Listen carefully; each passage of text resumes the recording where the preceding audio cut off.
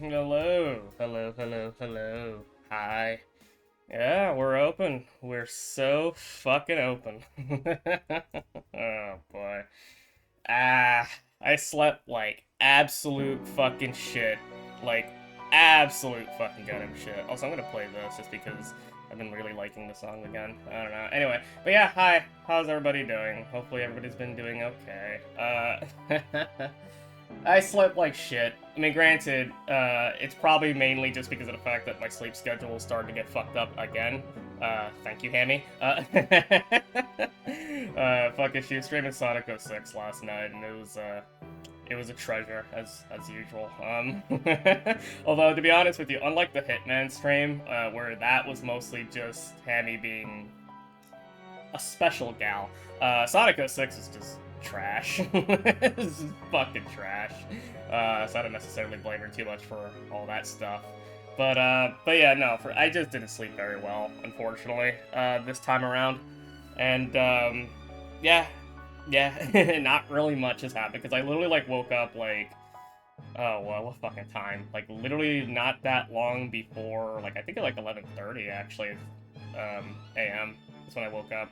So, yeah, sleep schedule's all screwed. And I woke up, like, multiple times, actually. Okay, I remember. I woke up, like, multiple times. I remember waking up sometime around, like, 7 a.m., and then I fucking just said, nah, I want to sleep again.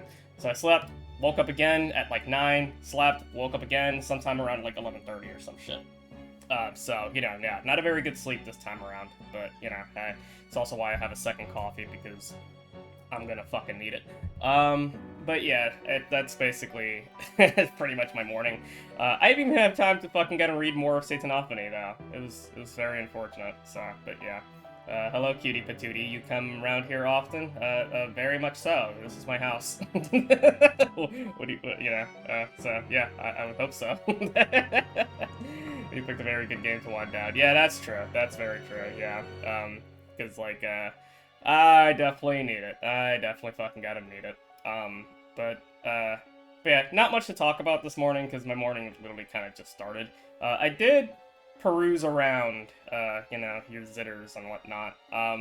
And there was something funny that I did see. Now, granted, you know, I don't know, like, the context and shit, and quite frankly, I don't really care.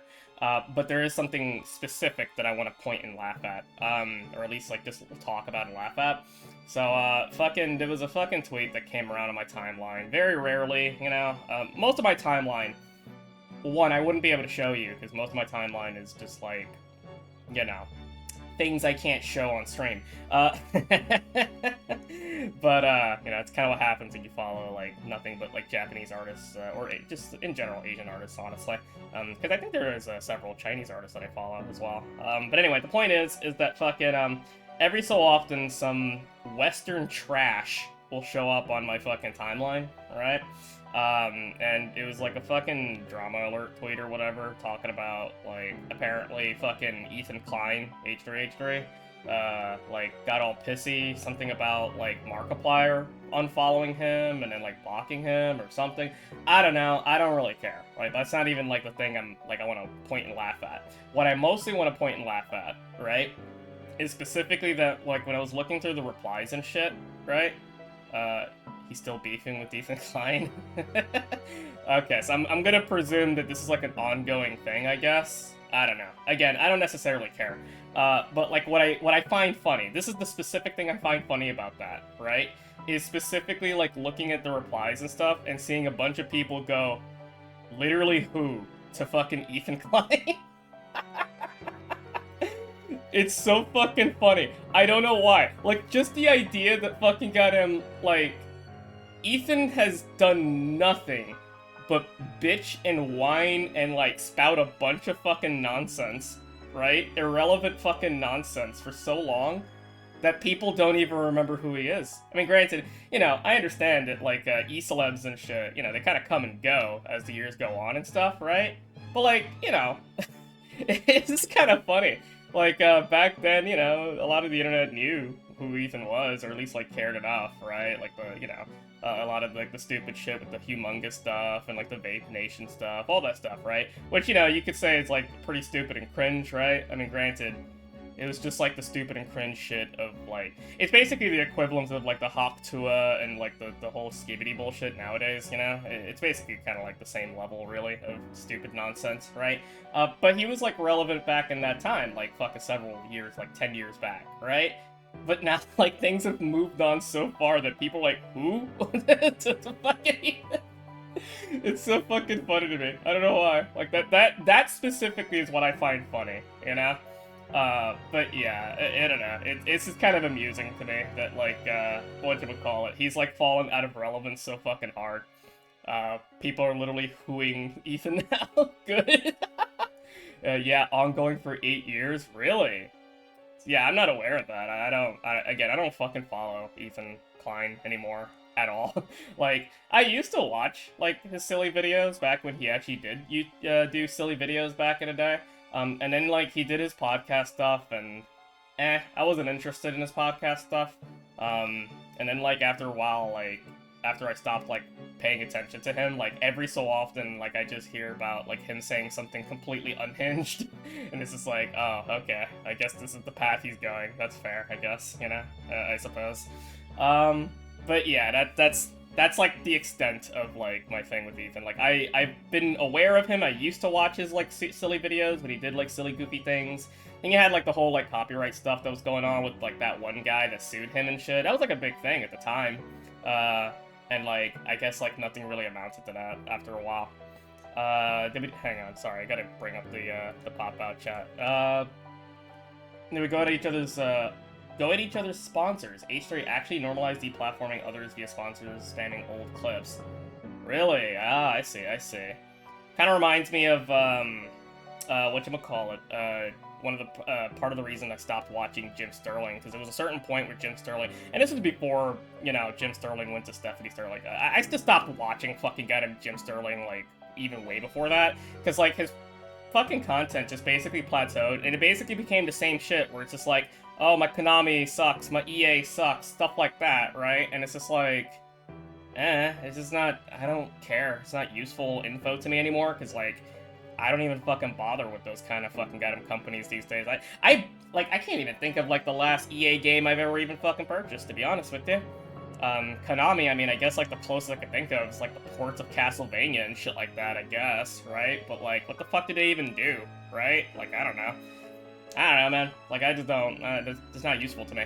So I kind of stopped watching them. And then, like, the other thing that kind of spurred me away from watching Jim Sterling was that Jim Sterling absolutely promoted deplatforming and stuff like that of people, and, like, yeah, I don't jive with that. I don't like that idea. I don't like the whole thing of deplatforming at all. Like, it's a very slippery slope, and it's just kind of like, yeah, I'm not big on that. So I kind of stopped. And this was like way before, you know, Jim went off the deep end, I guess you could say. Sorry. Once he got the genie out of the bottle, though, he lost 80% of his sponsors because they did it back to him. Oh, I see. I thought he could use himself being above getting hit by this. Yeah, gotta forget about the sponsor wars. Yeah, so I'm actually not exactly familiar with the sponsor war stuff, to be honest with you, but that sounds very much like idiot, how do I say this? Idiot, I guess, like, high subscriber, like, there's a certain threshold where, like, a bunch of V-celebs, they get, like, you know, they get big, right? And then they kind of start falling into irrelevance, you know what I mean? And then they start doing a bunch of stupid shit just to kind of stay irrelevant. That's the kind of shit, that's basically what that sounds like. It just sounds kind of like that, you know? Like, really big E-celebs and stuff that start doing a lot of dumb shit because they think they're, like, higher and mightier than, like, most people, which is, you know, yeah. It is kind of amazing, like, seeing, like, a bunch of, like, you know, people who have, like, a shit ton of subs, shit ton of followers, very well recognized, or, well, maybe used to, right? And then, like, they just do really stupid things repeatedly, you know what I mean? Like, very stupid things. Like, not even just, like, stupid both in, like, a social way, but then also in, like, a professional way as well, you know? Like, I don't, like, know of her much, and this was, like, a long time ago anyway, but I remember when, like, what was it, Pokemon, I think, right? That chick, when she fucking, like, was copyright striking people just simply for, like, you know, poking fun out of her and stuff like that, and, like, everyone basically clowned on her, because, like, what the fuck are you doing, you know? Like, that's just dumb. But yeah, so I don't know. That's kind of what that makes me think of. Like, it's just a lot of like big internet people and stuff like that. Like, it's kind of I understand. Like, some people are basically just idiots with the mic, and that's fine. I'm basically an idiot with the mic. You know what I mean? But there's like a certain level where it's just like you would think that after a while you would probably know better. You know what I mean? It kind of reminds me a little bit about how like big YouTubers and stuff like that. A big criticism I have with like a lot of big YouTubers in particular, and this kind of goes into streamers as well, not even just YouTubers, just people on the internet, right? Something that irks the shit out of me is when you have people who, for some reason, think that, oh, you can control your audience. Yeah, okay, cool. You can control your audience of like millions of people that fucking watch you. You know what I mean? It's like, good luck with that. Very much good luck with that. You're not gonna, like, I understand totally, you know, you can totally, like, you know, say things like, hey, don't go harass people, don't do this, whatever, don't endorse shit, that's fine, right? But, like, literally thinking that you can, like, actually control, curate to any significant degree of, like, a shit ton of people that watch you, you know? It's like, that's impossible. You're not gonna be able to do that, you know? Like, you literally cannot. You have to basically deal with the idea that there's probably going to be crazy people in your like audience and or like your viewership, and there's nothing you can do about it. You know, you don't have to like them, you don't have to endorse them, and that's perfectly fine, but you cannot control them. You know what I mean? Like, you just can't. And it's kind of embarrassing that like a lot of like huge like streamers, YouTubers, stuff like that, even though like they've been at the game for like such a long time, they still can't wrap their heads around that concept, you know? It's kind of baffling to me. I don't understand how a lot of like big people can really do that. And like I said, you know, again, repeated, right? Like, fucking, you don't have to endorse that kind of shit. You can disavow, that's like that kind of thing. And it's basically what you probably should be doing, right? But like literally thinking you can control people, nah, bruh. You can't. You can't control the fucking goddamn, what do we call it, the internet. You just can't. Unrelated to critical mention. Well, yeah, that's kind of one of the fucking people that I criticize for. But, you know, it is what it is. Some people just, I don't know. I don't know. I guess, like, some people are just naive. You know what I mean? Like, they're just naive. That's the most I can really say. Not, like, in a hostile, like, they're all... Not, like, in a malicious, stupid kind of way, but, like, they're just naive, right? It's like, I don't know. That's basically what I can really say about that kind of stuff. But yeah, like, that's, as far as, like, the context of, like, the sponsor war, I don't know about all that stuff. That is interesting, sounding. But, like, yeah, the main thing I wanted to laugh at is Ethan being, like, literally hooed. That's the main thing I wanted to laugh at. Because, like, on Markiplier, like, isn't he, like, he's doing, like, the whole Iron Lung movie and stuff like that? Like, he's doing stuff, as far as I'm aware, right?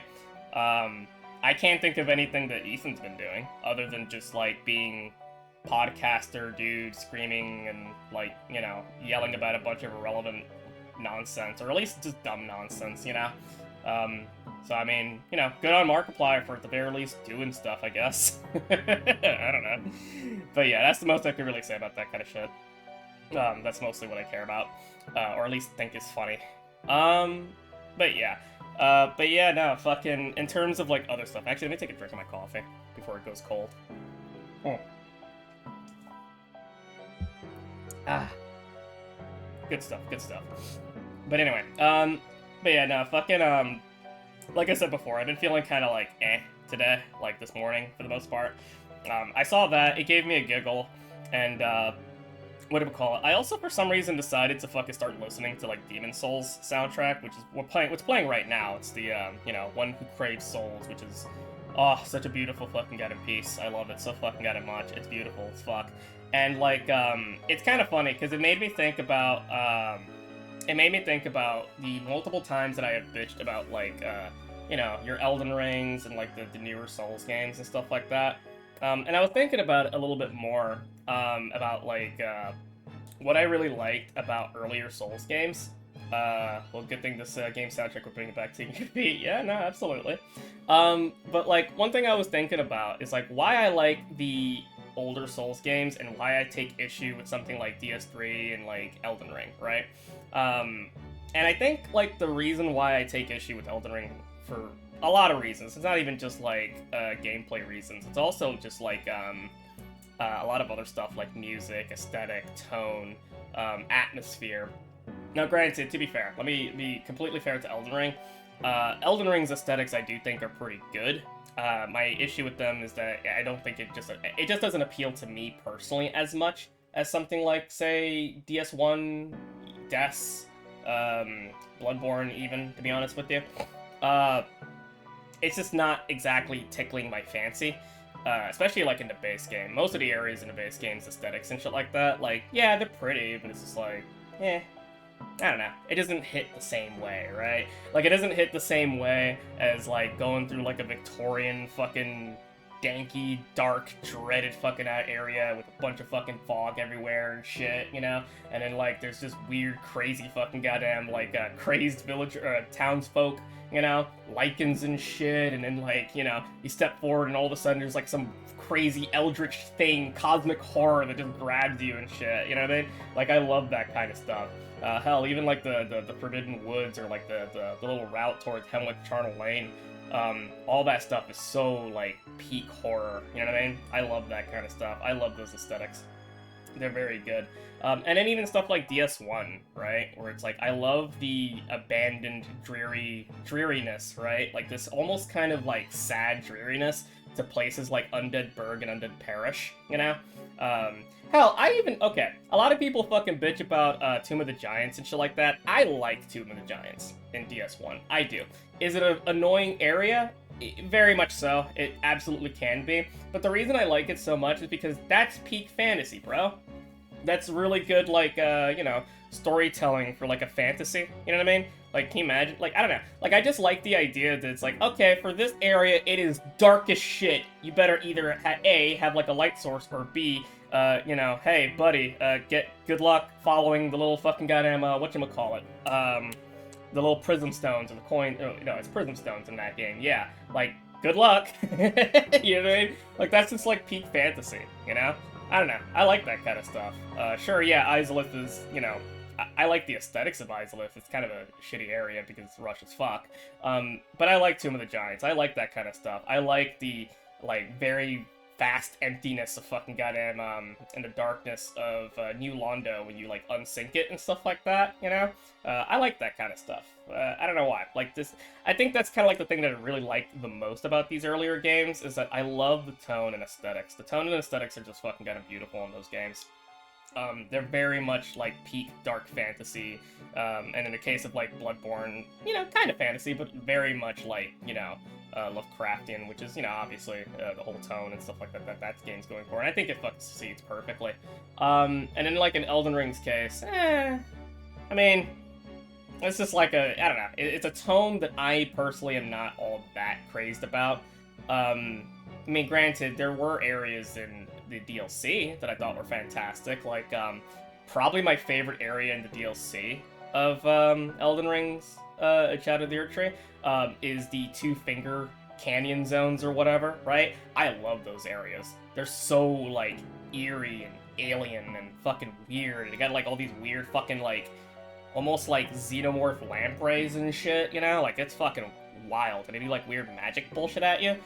It's such a fucking cool area. It's probably my favorite areas in, like, the DLC. Unfortunately, there's basically, like, nothing to do there other than, like, proceed a particular side quest line, you know?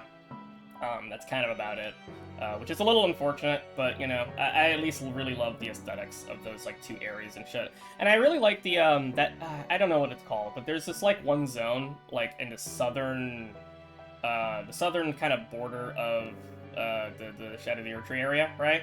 Where it's all like purple. It's got like a bunch of bioluminescent lights and shit, and got like all the weird like the little phantom noodles and stuff everywhere. You know, I love that area. That area is fucking beautiful. And it's like these giant fucking tomb grave things just like laying around and shit. It's really good stuff. Ash Lake is a nothing burger area, but the atmosphere is so thick you can soupify it. Yes, that's what I love. Like, and not to mention, like, the really cool thing about Ash Lake in DS1 is that it has, like, this fucking, I don't know, it's really hard to describe, but it has, like, this eerie kind of, old world kind of fucking goddamn like music that plays. It's one of the few areas in the game that actually has like an actual background music and shit, which makes it special to me. You know, I don't know. I love that fucking goddamn area. Even though yeah, it kind of is like a nothing burger. Like you only go there for like you know, the Dragon Covenant, if you care about that kind of shit, and then like Siegmeyer's quest. You know. It's kind of all you go there for. In a casual playthrough, typically I usually just like dip down to the Great Hollow, you know, the tree, just so I can get Chloranthy Ring, and then I just get the fuck out. That's typically what I do. But every so often I'll dip all the way down just so I can fucking get him, you know, hang out and just look at that area because it's wonderful. I love it. It's cool. But yeah, I don't know.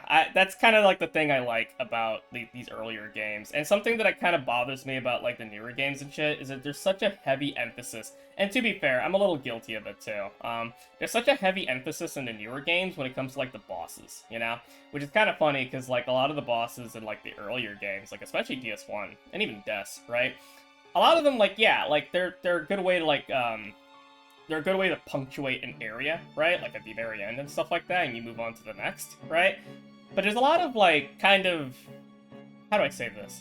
A lot of the bosses in, like, the earlier games are very quaint, I would say. Like, they're not, like, crazy, super bombastic, things, right? I mean, hell, like, a lot of the earlier bosses in DS1 are basically just, like, you know, crazy demons and shit that you fucking get to see early on, right? It's kind of like wild to you, and then by the end of the game or whatever, like, you know, you just see they're just basic mooks.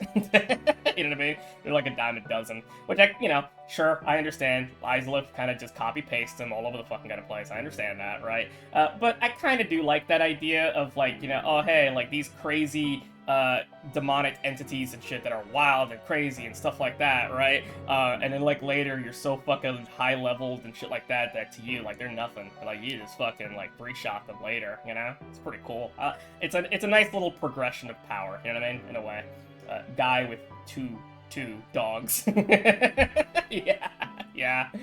Fucking Capra Demon. But yeah, I don't know. Like I mean, hell, they even did that with the gargoyles, right? Like the bell gargoyles. Like, yeah, like you fight them, and they're kind of wild and crazy and shit when you fight them as a boss for the bell, right? But then you like see two of them again, I think, in what do we call it, Anor Londo, you know? Which I also love Anor Londo's aesthetics as well. Like, it's very simple, but it's also like very grand and completely different than every other fucking area, which is a wonderful contrast. But yeah, I don't know. Like, it was just something I thought about a little bit, where it's just like, yeah, I think that's kind of the primary reason I like these earlier games, is that I love, like, the mixture, the sum of its parts, basically. I love everything that wraps around the game beyond just, like, one thing, you know? Because, like, all I ever usually hear when it comes to fucking goddamn, like, DS3, Elden Ring, stuff like that, right, is typically, like, the boss fights. Which, I mean, there are some good boss fights in those games. Okay, I'll be nicer about it, because, like, I have issues with, like, Elden Ring's bosses, purely from, like, a design philosophy standpoint.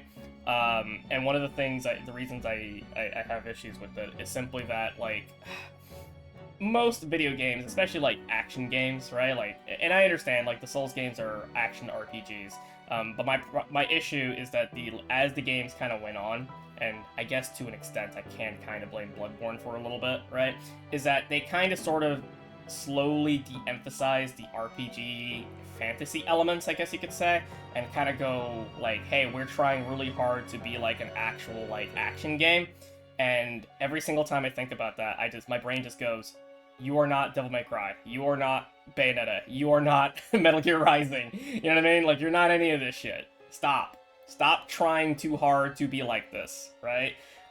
Hell, you're not even Sekiro. You know what I mean? As much as you want to try to be that, you're not that, right? And that's kind of like something that bothers the fuck out of me.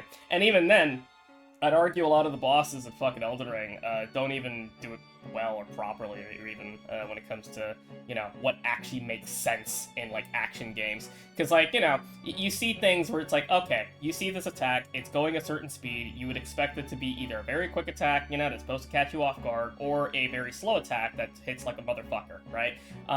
But the problem is that, like, a lot of the physics and, like, how things you would expect attack animations to fucking get them work just don't. And it feels very arbitrary, and it feels very much like intentional, like, haha, gotcha, you thought this move was gonna fucking have this kind of distance because, you know, the animation tells you that. But nope, it doesn't. What's that one chick in the DLC? I fucking hate her. She's obnoxious as fuck. The twin Moon Knight lady, Relata? I always forget her fucking name. There's so many Relatas in that fucking game. So many R's. But that fucking Gatham chick is obnoxious as fuck when it comes to her boss design. Because, like, she'll literally have, like, moves and shit where it's like, okay, it looks like this is going to be a hard-hitting move that's going to go a certain distance, right? Like, the one I hate the most is that she has this attack where she swings both her swords, like, in an X formation, right? Like an X kind of formation for you, right? While also kind of swinging forward, right? But if you pay attention to her, right? Especially if you pay attention to her legs, it looks like she's stepping forward, which, fine, makes sense. You know, extend her reach so she can, like, fucking slap you, from a further distance, right? But the problem is that if you pay attention to her fucking feet, dude, she literally, like, steps forward with her legs, but then, like, she does, like, a literally, like, she pulls a fucking demi-theme from SMT3, where she, like, fucking moonwalks across the fucking floor, right? Just so she can track you harder. You know what I mean? It's like, what the fuck is, like, what the fuck is that? Stupid, dude. Like, why? Why would you fucking gotta do that? That's really dumb. Like, you would think just from the actual animation itself, she would go a certain distance, but no, it's a lie. Like, she is going to track you as hard as fucking goddamn possible forward, right? Further than the actual animation tells you, and she's going to smack you, no matter what, right? Like, if you purely judge on what you see visually, you know what I mean? It's very stupid. There's a lot of fucking goddamn moments of, like, you know, attacks where it's like, okay, visually speaking, you expect to go a certain way, but it doesn't. And then you think to yourself, okay, well, how was I supposed to know that just from, like, the visual? You just gotta know. You just gotta know. There's actually a fucking video, oh man, I'm forgetting the guy's name. There's a video that came out, like, some months ago. I love his video so fucking much because he basically kind of goes around a lot of the general feelings that I have with that game. And he brings up the comparison too, right? That, like, compared to, like, other action games, Elden Ring as a action game, as much as it tries to be one, right? Like, harder than the prior games, does a really poor job in terms of actually, like, telling you how you're supposed to dodge things or what makes sense, you know what I mean? Just from, like, a combat standpoint of what you see. But yeah, like, he goes through, like, a lot of that kind of stuff, and, like, one of the things he brings up is that, like, you know, oh, yeah, like, so much of the attacks that bosses have in Elden Ring and shit feel very purposefully to fuck with you and fuck with what makes sense in your brain, you know what I mean? And how you think to yourself, how were you, the player, to know that on the first time fucking kind of playing? You wouldn't. Or at the very least, it wouldn't, very likely, you would not. And to be fair, even in the earlier games, there are some attacks that are like that, sure. And honestly, like, I can even think of, like, certain times in earlier games where, like, the game kind of breaks the rules a bit, you know? Like, two examples I always like to bring up, which, you know, Elden Ring has a lot of that, and obviously, like, the big one, oh, hello! Alive. Hi, Daisy Luna, how you doing? Thank you. Sorry, I'm just rambling about fucking Souls games. Thank you for the follow. But yeah, no, fucking, like, you know, obviously, like, the one that I can think of in Elden Ring that kind of breaks the general rules and conventions of how, like, those games usually play, is probably Millennia. And no, not even because the fucking got a waterfowl, that's not even, right? It's specifically, like, the fact that she can basically cancel her attack, her stun, or her hit stun animations. She's, like, the only boss in the game that can really do that. And I can't think of any other boss in any other Souls games that does something like that, like, ever. Like, not even Lady Maria, not even like Sister Frieda and stuff like that. She's the only one that really does that, which is very bizarre. Now granted, to be fair, she's not the only fucking goddamn boss that breaks the rules, quote unquote, right? Like the typical rules. Technically Artorias does in DS1 DLC, where like you know, like his famous like Artorias flip and shit like that. Whenever he does that, literally you basically cannot iframe through the actual sword. It'll just ignore your iframe, and you will basically just get hit, like no matter what. You effectively have to dodge away from the sword, and it, like, you know, so if you're locking on left or right, you can't really dodge back or forward. You know what I mean? Like, it's just going to hit you no matter what. So technically, that's like a rule break of the usual conventions. And then like DS3, Soul Ascender also technically breaks the rules because his when he goes into like his Gwyn form, you know what I mean? Like the final phase. As I like to call it, the Gwyn Wombo combo. You also can't iframe through that, because like those attacks will just straight up fucking goddamn hit you through iframe, and you will basically get juggled, you know? So yeah, that is also technically a rule break. So, you know, there are some elements of certain bosses like breaking rules, you know? That does happen. But I don't know, like... Again, that's like very specific issues I have with bosses in like the later games, especially, where a lot of them try too hard to be like actual hard action games and stuff like that, rather than just being like fantasy RPG kind of bosses and stuff, you know. I don't know, that's just me, but that's not even like the main issue. I just love like the aesthetics and the, you know, tone and everything else and shit like that of like the prior games. That's a whole other thing, so. And I've already babbled enough about that. Like, way too long. So, we should probably get to the game. Yeah, because I already spent, like, fucking 34 minutes fucking rambling about a bunch of nonsense. And I will probably continue to babble about a bunch of nonsense, most likely. Anywho, alright. Let's pause the music for a sec. Let's actually bring up the game. Go to good old Valhalla. Fucking Jesus Christ. Alright, give me a second, chat. I need to make sure. Okay, yeah, that's good. Let's switch on over to the game, or the game screen. Oh wait, there was something else I wanted to show. Shit, wait, fuck. I forgot. There's one more thing I wanted to fucking show. Give me a second. Let me pause that or mute that for a second. So one last thing. I completely fucking got and forgot. So my mama, Nemkro Deerstain, my creator, I guess you could say, my artist, one of my best friends, whatchamacallit, she has recently announced, hang on, let me bring it up. Is this it? Is it working? Hang on, let me make sure. Yeah, okay, it's good. She has recently announced a fucking, a debut thing on February the 15th. 12 p.m. Pacific Standard Time. So, yeah, she's got, like, a new outfit, new assets, new everything. Here, let me have the little thingamajig up. Oh, that's loud. Yeah. Hell yeah, dude. But yes, she'll be having, an actual debut thing of like a new model, new outfit, new stuff, new good shit. So it'll be wonderful, and I will be occasionally retweeting this very often on my Zitter. So yes, anyway, there you go. I just wanted to show that at the end of my fucking long ass ramble. Okay, now we can actually progress to the game. Apologies. Okay, let me fucking bring up the game. Alrighty. Okay, alright. Let me bring up all the stuff back again. Perfect, wonderful. Alright. Everything should be good. Okay, so. Okay, let's load the game. Hopefully everything looks good, probably, and the volume's not bad, so. As always, bitch at me if the volume's, like, all out of whack. Yeah, we're gonna have to start cycling at the very beginning now. That's probably what I'm gonna do. Like, once we, like, fill these 2 save slots, I'm just gonna go back to, like, save slot 1, and then just, like, go from here. So we'll just do it that way. So far, I haven't had a need to do that, or to, like, reload a save from, like, a prior thing, but better safe than sorry, you know? Ah, boy. Coffee good. I'm gonna need it. But yeah. Jill's power didn't get cut. This gives her peace of mind, and now she will focus at work, no problem. Good. Very nice, very nice.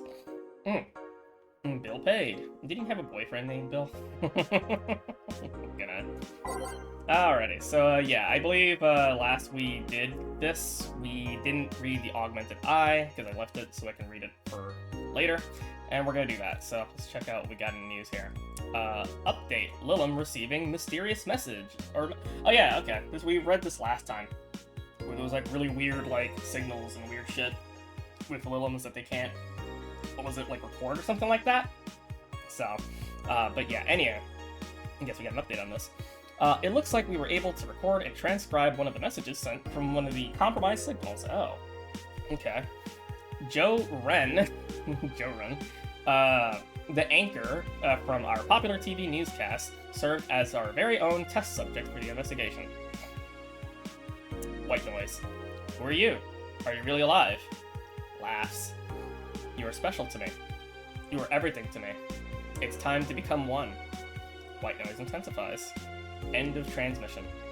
Developing. Ominous. We got some fucking... I don't know why, like, the whole idea of, like, becoming one and stuff like that, it gives me, like Dead Space vibes, you know? Like, the Maker and shit, where it's like, I'll become whole and stuff like that. One of these days I probably should fucking play Dead Space. Maybe for, like, Halloween or something. I don't know. Although, to be honest with you, I kind of want to... If I fucking do, like, a Halloween stream again, I kind of want to do, like, another Castlevania game. Maybe Rondo of Blood, actually. I'll probably do that.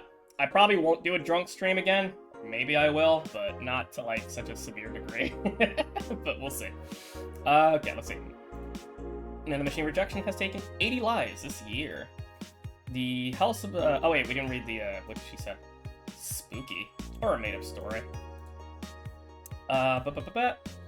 The Health Observatory just released their annual report on nanomachine rejection cases. The total number of reported cases has risen to 80%, an increase from the 65 cases reported last year. Nanomachine pollution was particularly strong this year due to the recent protests, wrote the observatory. Protests caused by a police force and to release the new varieties of nanomachines. Their function is still unclear, but according to our sources, they are intended for crowd control purposes. It is unlikely we'll find a cure in the near future, and we can only hope cases like these will become rare in the following years. Okay.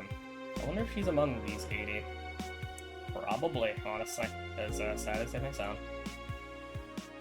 Model Warrior Julian returns this February. The classic Magical Girl show, Modeled Warrior Julian, is coming back to public television this February after almost 2 decades of absence. Even though the show has been on every on-demand service for a while now, most of Glitch City's citizens need to think twice before subscribing to any non-essential service, especially the lower classes, who have a limited number of internet purchases per year. Internet purchases. It's an interesting way to phrase that.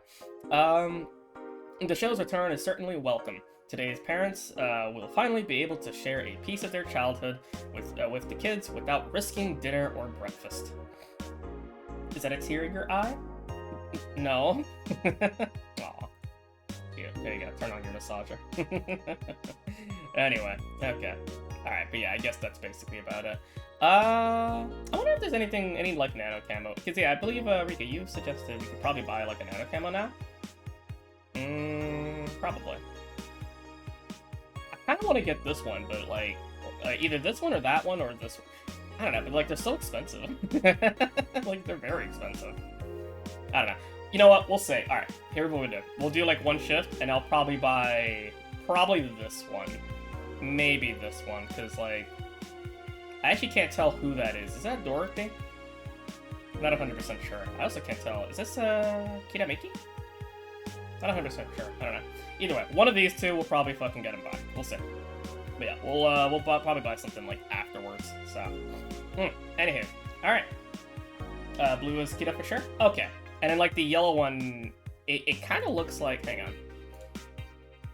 Yeah, like the blue one here. That one definitely looks like Kiramiki. That one kind of looks like Dorothy, because it doesn't. I don't know. It doesn't really look like, Anagram. It doesn't really look like her, to be honest with you. I don't know. Either way, but I kind of want one of these two, so... Either way, we'll save up for that. Alright, well, nothing new to do. Let's just get on to work. Take a drink of my coffee. Oh! Speaking of Anna, hi Anna, how you doing? Can you goober? Also, yeah. Do we have anything new? No. But we're gonna go straight to Common Rider again, as always. Okay. I went, you know, oh my god, you know what I really should do? I should, like, get a picture of Skullomania and fucking get, like, just crop it and just put it over the TV, you know? Fucking... Cause, like, I don't know if you guys are familiar with Skullomania. I don't think so, but, like, if you look at Skullomania, you're gonna sit there and be like, yeah, that motherfucker literally looks like a fucking Kamen Rider character. Hang on, you know what? No. Skullomania. I'm gonna look him up. I'm gonna get an image for him. Because I love him so fucking much. He's like one of my favorite fucking fighting game characters ever. Hang on. Let me get an image of him. I'll get two images. I'll get one that's like his like character portrait. I think this is from Street Fighter EX3, I believe. And I think there's this other one that's like I think one of the artists for like Street Fighter 5 or whatever like drew him. I think. I could be wrong. Oh god. Yeah. Alright, anyway, let me... I love him so much, dude. Oh, wait, hang on. Okay, there we go. I got something. Okay, no, this isn't the one that was drawn by the artist of Street Fighter 5. Tara no kara, Kamen Rider. Fuck it. Alright, hang on. I got these two images here. Let's go. But yeah, this is... I gotta... Oh, fuck. Come on. Come on, hard drive. Might have to get a new hard drive, because, like, my hard drive is slowing down. That's not a good sign.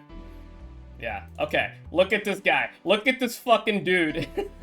I love him so much. Skullomania is fucking perfect. He's so fucking good. He's, like, if I remember correctly, right, his lore is basically, he was like a Japanese salaryman, right, that went fucking nuts and basically just goes around like a superhero or some shit, I think. If I remember correctly, he's a superhero. Something like that, right? And then he just goes around fucking got him fighting villains and shit. Or something like that. He's fucking insane. I love him. It's just literally fucking got him me. He has like a fucking headbutt attack or whatever where he fucking screams out, Skull Crusher! I love him. He's fucking perfect. He's great. But yeah, now you see why fucking whenever I look at that, the TV and shit like that, I look at that and I'm like, oh yeah, look, it's Skullomania. Here's another one of him. Yeah, look at him. Look at this goofy guy. He's fucking perfect. I love him so much, dude. He's great. Genuinely, like, one of my favorite fucking, like, fighting game characters ever. I love him so much. Oh, man. It's just good. Just good stuff. Great character design. Anyway. Okay. Let's carry on. Okay. Good evening. Ah, hey, Jill. Oh, wait, hang on. Sorry. Let me, there we go. Every single time I switch my thing, like, fucking pop-out chat, like, just goes away. Maybe I should take a drink of coffee. Ah, okay. Ah, hey, Jill. How are you feeling? I won't say good, but not that bad, I guess. That's nice to hear. Where's Gil? Did he run away again? Nah, I have him on errand duty, buying the drinks for tomorrow. That sounds weird, coming from the owner of a bar. Every drink from here would come out of my own funds. So if we're gonna spend money, we might as well get more variety. Besides, those kinds of walks are always good for Gil. You're the boss. Who's coming so far? Well, there's the three of us, the dogs. You invited Titty Hacker. Gil invited Jamie. Jill's gotta be sitting like, oh my god, the fucking dogs. Oh yeah, I also invited Dorothy when I called her to spend the night with you. Sounds good so far. Invite anyone else you feel like inviting. The more the merrier. I could, but I bet everyone's made plans by this point. That's true. I'll be in my office. Call me should anything arise. Alright. Okay. I don't remember if I switched up too much, but to be honest with you, I'm kind of digging what we had already anyway, because I don't think we've really unlocked anything new, have we? I kind of wished it was like a thing that showed you like if something new actually did. Wait, hang on. Snowfall. I don't recognize that. I don't think I recognize this one. Is this new? Yeah, I don't think I've seen this before. I think we actually did unlock this. I like this stuff. Yeah. I do like that. Okay. You know what? If that's the case, hang on. Let me hear this one. You know, I kind of want to... Fuck it, hang on. Screw it. I want to put that there. Screw it. We'll switch that, and then we'll just carry on, because I don't think, I don't recall anything else out of order with some of this one. No, I do remember that one. Okay. I just don't remember this one. I think we did actually unlock that. I'll probably have to like look at the prior streams and shit to kind of see like if there's any difference. Anyway, we'll just move on. Time to mix drinks and change lives. Wait here. I'll check inside. Welcome to Valhalla. Oh, we got two new girls here. Okay. Oh, a BTC bar. Excuse me. Do you know where the Athena Convention Center is? Why does that place make people get so lost? Why does that place make people get so lost so easily? They should have called it the Minotaur Center. Hold on. Let me scribble the directions on paper. Oh, there's a Yeek cosplayer? Way, you're right. She kind of does look like the one girl. Oh, I forget her name. The one on the left. She looks like the girl with the cat in that game. I think so. Yeah, she kind of does actually a little bit. Little bit. But yeah. Thanks. Go to the right. When you see a building filled with hobos. Oh, Nemi, somewhere out there, Nemko's like, hobos, homeless! Yeah, it's her. Okay, yeah, I kind of figured, yeah. She kind of does look like that. This should be it. Thanks a lot. Anything else I can help you with? What the hell? I'll have a drink. What about you? A Brantini, please. Right. The girl asked for a Brantini, and the little one freaks me out. Okay. Interesting. Okay, let's just go with the good old Brantini. I actually really like this fucking kind of tune. It kind of vaguely reminds me of, and it's kind of funny. I think it's probably because we were talking about Final Fantasy VII the other day. Kind of vaguely gives me vibes of Costa del Sol. It's kind of what it makes me think of, just a little bit. Little bit. And booyah. And here you are. Oh, she's pretty. I hope the character she resembles belong to is as high quality as this game. It's elevator music. Yeah, it kind of is elevator music, but like it has like a very like kind of tropical vibe to it. You know what I mean? That's kind of why I said like it reminds me of fucking Costa del Sol.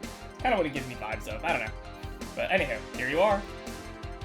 Thanks. That's an interesting outfit in this cold season, miss. Hey, I think this is actually a little loud. There we go. Well, I'm actually cosplaying, so call me Vela for the time being. I see. And your Lilim friend is? He sent ya. I get it. You're cosplaying too? Sure, let's go with that. Have you heard of a game called... Okay, so... You were not lying. It literally is just straight up reference to that game. How interesting. Okay. Hang on, let me take a drink of coffee. Hey. Okay. Have you heard of a game called Yeek Bartender? That cult classic game that has been seen like 3 remastered versions made by 6 different companies this year? Well done. Well, I mean, there's already 1 remaster so far, so, you know. Just 2 more to go, bros. Oh my god. That one. We're in a cosplay group dedicated to it, and we got lost on the way. I to the M to the O. Oh wait, no. No, L to the... Sorry. L to the M to the A to the O. Sorry, I don't know why. It's stupid of me fucking misreading that. That's fucking funny. Oh, Jesus Christ. I heard you talking to someone outside. Oh, yeah. A friend is cosplaying as Alex. I'll tell him to wait outside. No, I want to see him. I want to see his fucking beard. Didn't he enter? He'll be fine. Something amiss? There's a girl behind you. Short hair, black sailor uniform, missing an arm. Oh, Anna? Wearing jeans under a skirt. Now, don't spook the bartender. Spook? Anything else? I'll get a fluffy dream and be on my way. And you? I'm fine. Bella asked for a fluffy dream. The Lilum still freaks me out. Okay, fair enough. Fucking... How fucking bizarre. You know what, though, I kind of do appreciate, like... For whatever you may say about the Yeek game and stuff like that, right? It is kind of cute that they have, like, little references to it and shit like that. That is cute, at the very least.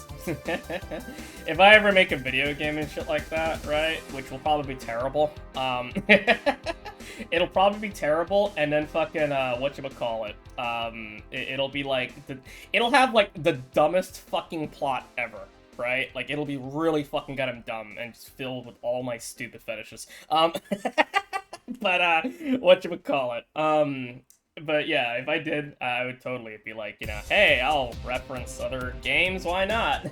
Sure. She can see Anna. Yeah, that is kind of weird that she can actually see Anna. Because, like, nobody else could. Could Dorothy actually see Anna? I don't think we've seen something like that. I'm not sure. I don't think so. Anywho. Yeah, that's aged. Yeah, making sure I have that. And mixed. Perfect. Why do the references to each other's respective games both have plot significance? Oh wait, why do the references to each other's respective games both have plot significance? I don't know. Well, actually, wait, does that Yeet game actually have reference to fucking goddamn this one? Because I don't know. Like I said, I think I said it before. I fucking played that game for like the first hour or two, and I never went any further. Yeek had a reference to Valhalla, yes sir. Really? Okay, I actually didn't know that. That's interesting. Huh. I guess more reasons for me to actually play that game again and actually give it a shot, because, like, I think I said this before, but, like, I played the fucking goddamn game, but my god, dude, like, the gameplay is such a fucking drag. Like, I think I said it before, I'm almost willing to just fucking be like, you know, fuck it, I'd rather it just be a fucking goddamn, like, you know, like, VN at that point, just so we can laugh at the dialogue and stuff. You got on a mini side quest for Jill. It's the only semi-enjoyable part of a specific dungeon. Oh. So wait, Jill is just straight up in that game? That's kind of cool, actually. Huh. Alright. Hang on, let me take a sip of my coffee.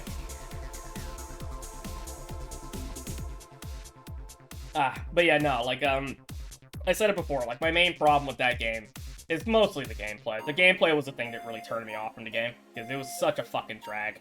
Which, I've heard that the new version of it or whatever and shit like that improved on it, so I'm kind of curious about that at the very least. So, you know, something for the future. Straight up behind a bar table labeled Valhalla and everything. Oh, I see. Okay. But, yeah. Here you go. Yep, this is the thing. Seriously though, you should leave your friend, should you really leave your friend outside like that? He'll be fine. He started chatting with one of the vending machines. And they were talking about R&B music. Does your friend prefer the 1980s R&B to the 1970s? 1980s, I think. Oh, shit. Boss! DD! R&B! I'm coming! You see, DD is a 1970s purist. He has tased people for liking the 1980s R&B before. He got tased! Oh god. He'll be fine. Venom machines have very weak tasers. Okay. He'll be confused for a couple of minutes, but that will be that. You should go check on him, though. Right. Thanks again for the directions. Please come again. At least it wasn't Franco-Belgian comic opinions this time. The fuck? Black sailor uniform. I hope I'm just overthinking it. More importantly, though, jeans under a skirt? Welcome to Valhalla. Oh, hey, Dorothy. Oh, hi, honey. Hi, Anna. How you doing? Are you okay? I just kind of wandered in here. I guess I'm a bit distracted. Can Lilum just wander? Can I get you something? Oh, a sugar rush. Yeah, that. Right. Dorothy seems down. She asked for a sugar rush, but she hasn't told me about a drink that, but hasn't she told me about a drink that cheers her up? Oh, shit. What was the one that cheers her up? Oh, fuck. Fuck. What was the one that cheers her up? There was one. Fringe Weaver? Was it a Fringe Weaver or was it a Fluffy Dream? Clearly Fringe Weaver. Okay, are you fucking with me? Or are you being for real? Because I don't remember. Because I remember there was one that she did like, but I don't remember what it was. Oh my god, there was one that she really liked that always cheers her up. No, it's Fringe Weaver, Yakub told me. It affects an ending you pick, if you pick the right one, or will triggers one. I kinda wanna know, because, like, I like Dorothy. I really do. Oh my god. Oh my god, what the fuck was it? Because I do specifically remember that there is a drink that she likes that always cheers her up, and I don't remember what the hell it was. Wait, no. What was it? Was it a Bleeding Jane? Because I remember she laughed at the Bleeding Jane that one time. Was it that one? I think it might be the Bleeding Jane. I forgot how endings in this game work, if they trigger one after another. Well, you know what? Okay. I am perfectly willing to fucking goddamn just say fuck it and be like, screw it. I want to know, because I want to cheer Dorothy up. God damn it. This is the problem with fucking not streaming this game, like, literally every day, because then, like, you know, you come back to this game after, like, a week and shit over the weekend, and you're like, oh, fuck, wait. I want to know. Fucking... And if nobody tells me, I'm gonna fucking look it up. Because I want to know, goddammit. I'm gonna put my money on Bleeding Jane, because I do remember... Is it a... it is a piano. Piano. Wait, was it Piano Woman? I think it might have been. Was it Piano Man or Piano Woman? I think it was Piano Woman, because I distinctly remember there was one time where I gave her a... I think it was a Piano Woman. Piano Woman's the one with the Koishi string, right? Or string, what the fuck? Straw, right? I think so. Yeah, I think so. You know what? Fuck it. Let's give it a shot. It might be Piano Woman.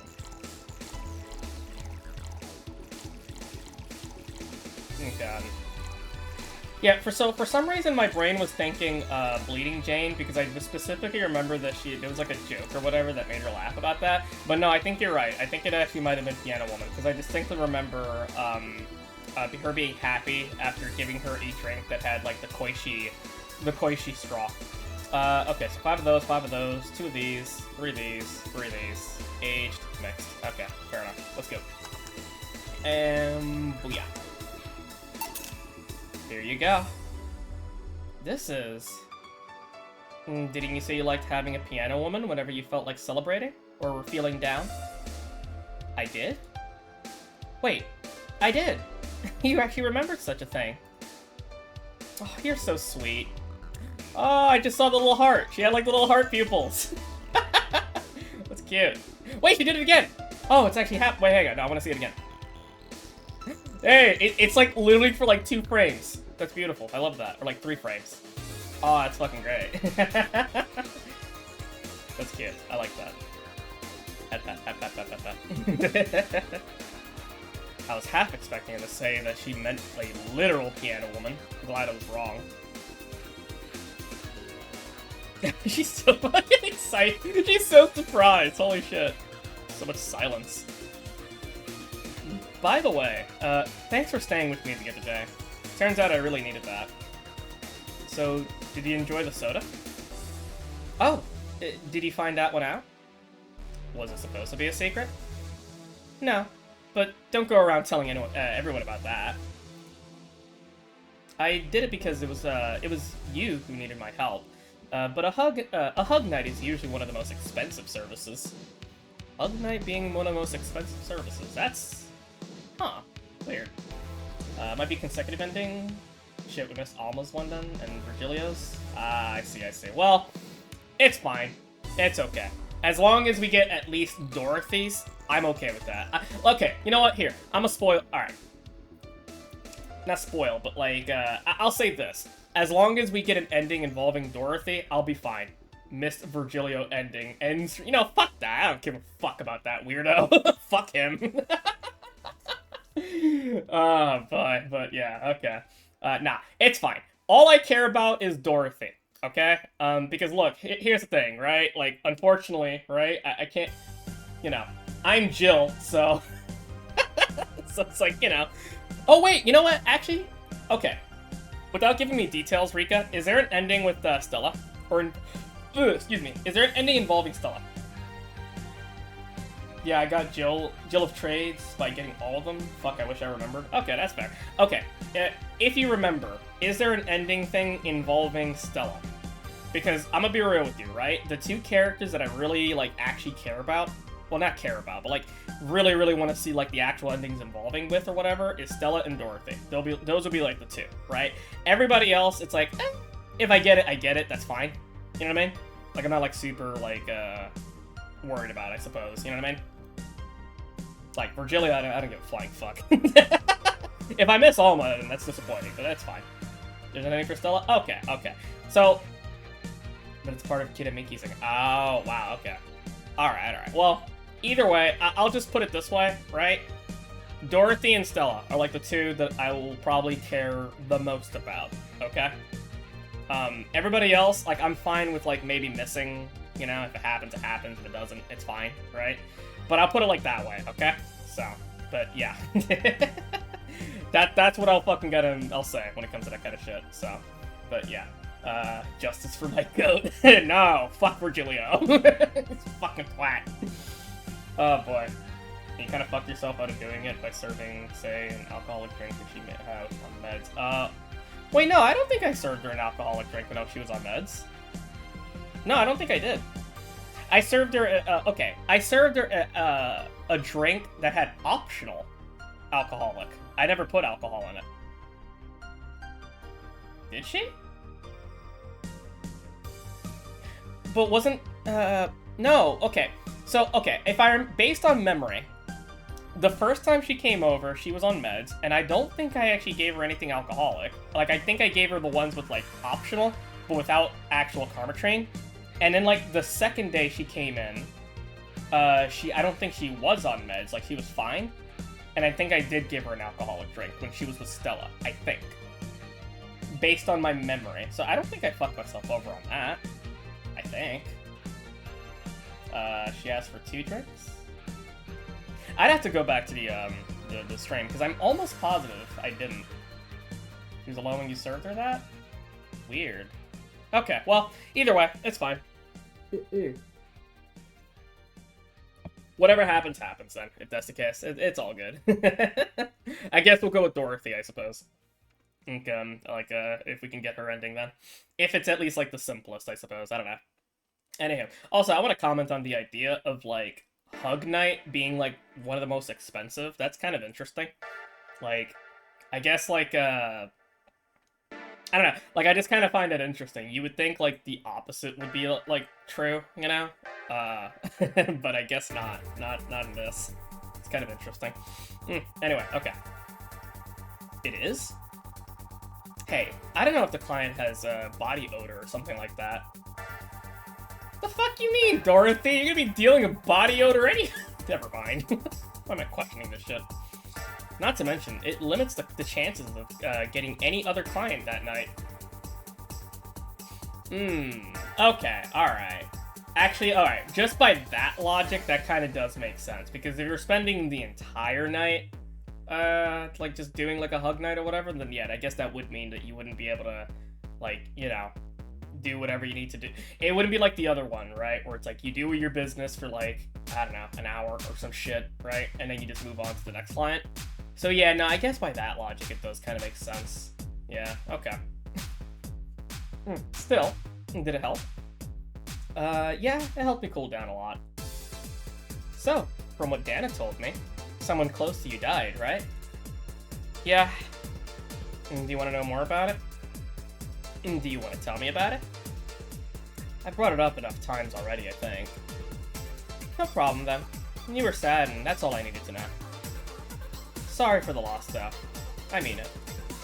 Thanks. Although, I've wondered for a while, do you Lilum really understand death? Sorta, kinda.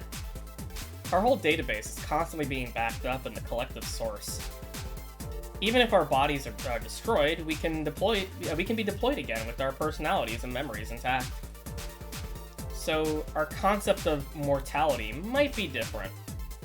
It's kind of reminds me a little bit of like Nier Automata and stuff like that. Although, if I remember correctly, in Nier Automata, like there is kind of like a bit of a drawback, where I think like the more you keep dying like as an android and like on all this other shit or something like that, right?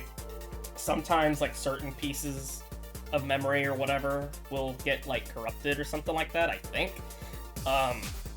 Something like that. And then of course there's also times where it's like, you know, if they die, quote unquote, right, before they backed up their stuff at a certain time, then, well, all the stuff that they remembered and learned, stuff like that during that time that they didn't fucking back it up will basically just be lost, that kind of thing. So yeah, I guess it's kind of similar to that, I suppose. We do have a fear of death, though. Aw. That's a new face. We haven't seen that before. Hang on. There we go. You do? We can't even begin to understand the idea of not being redeployed. While we have built-in warnings, the mere idea of that nothingness is paralyzing. There are a few that don't mind it, but we do fear death, and we don't wish it on anyone. In fact, that was the argument used for abolishing the whole 3 laws thing. You seem quite knowledgeable about robot history. Seeing what others have done to make sure that I can live like I do helps me not take things for granted. Seriously though, those laws are bullshit. Can't harm humans, can't disobey humans unless it's about hurting them, and you can't protect yourself as long as it doesn't harm humans. I mean, sure, the first AIs were just helpers and tools, but how could those laws still apply to them after they achieved self-awareness? Who in their right mind would abide by those rules inscribed in some old book? If I remember correctly, those were only the distilled versions of the laws some writer imagined over 100 years ago. They were a reduced version of all his ideas.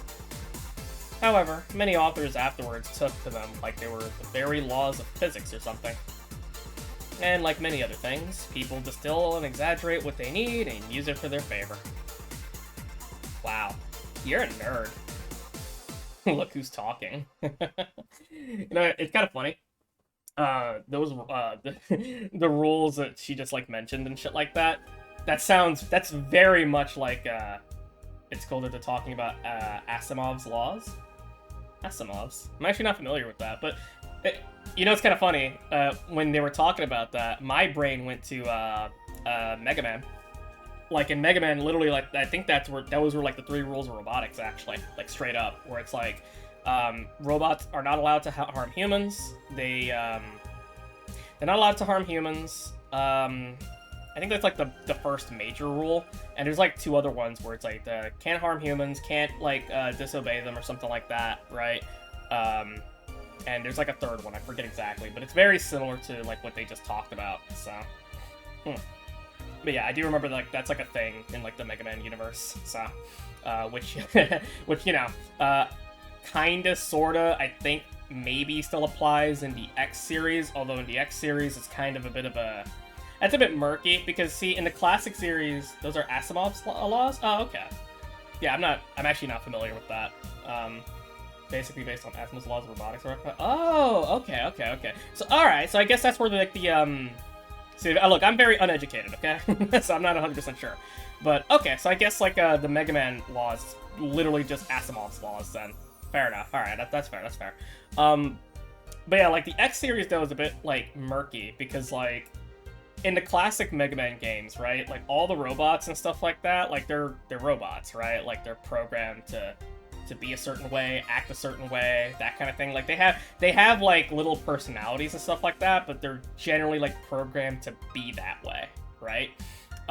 Like, same with Mega Man, same with Bay, stuff like that, right? Like, they're all, like, programmed to be that way.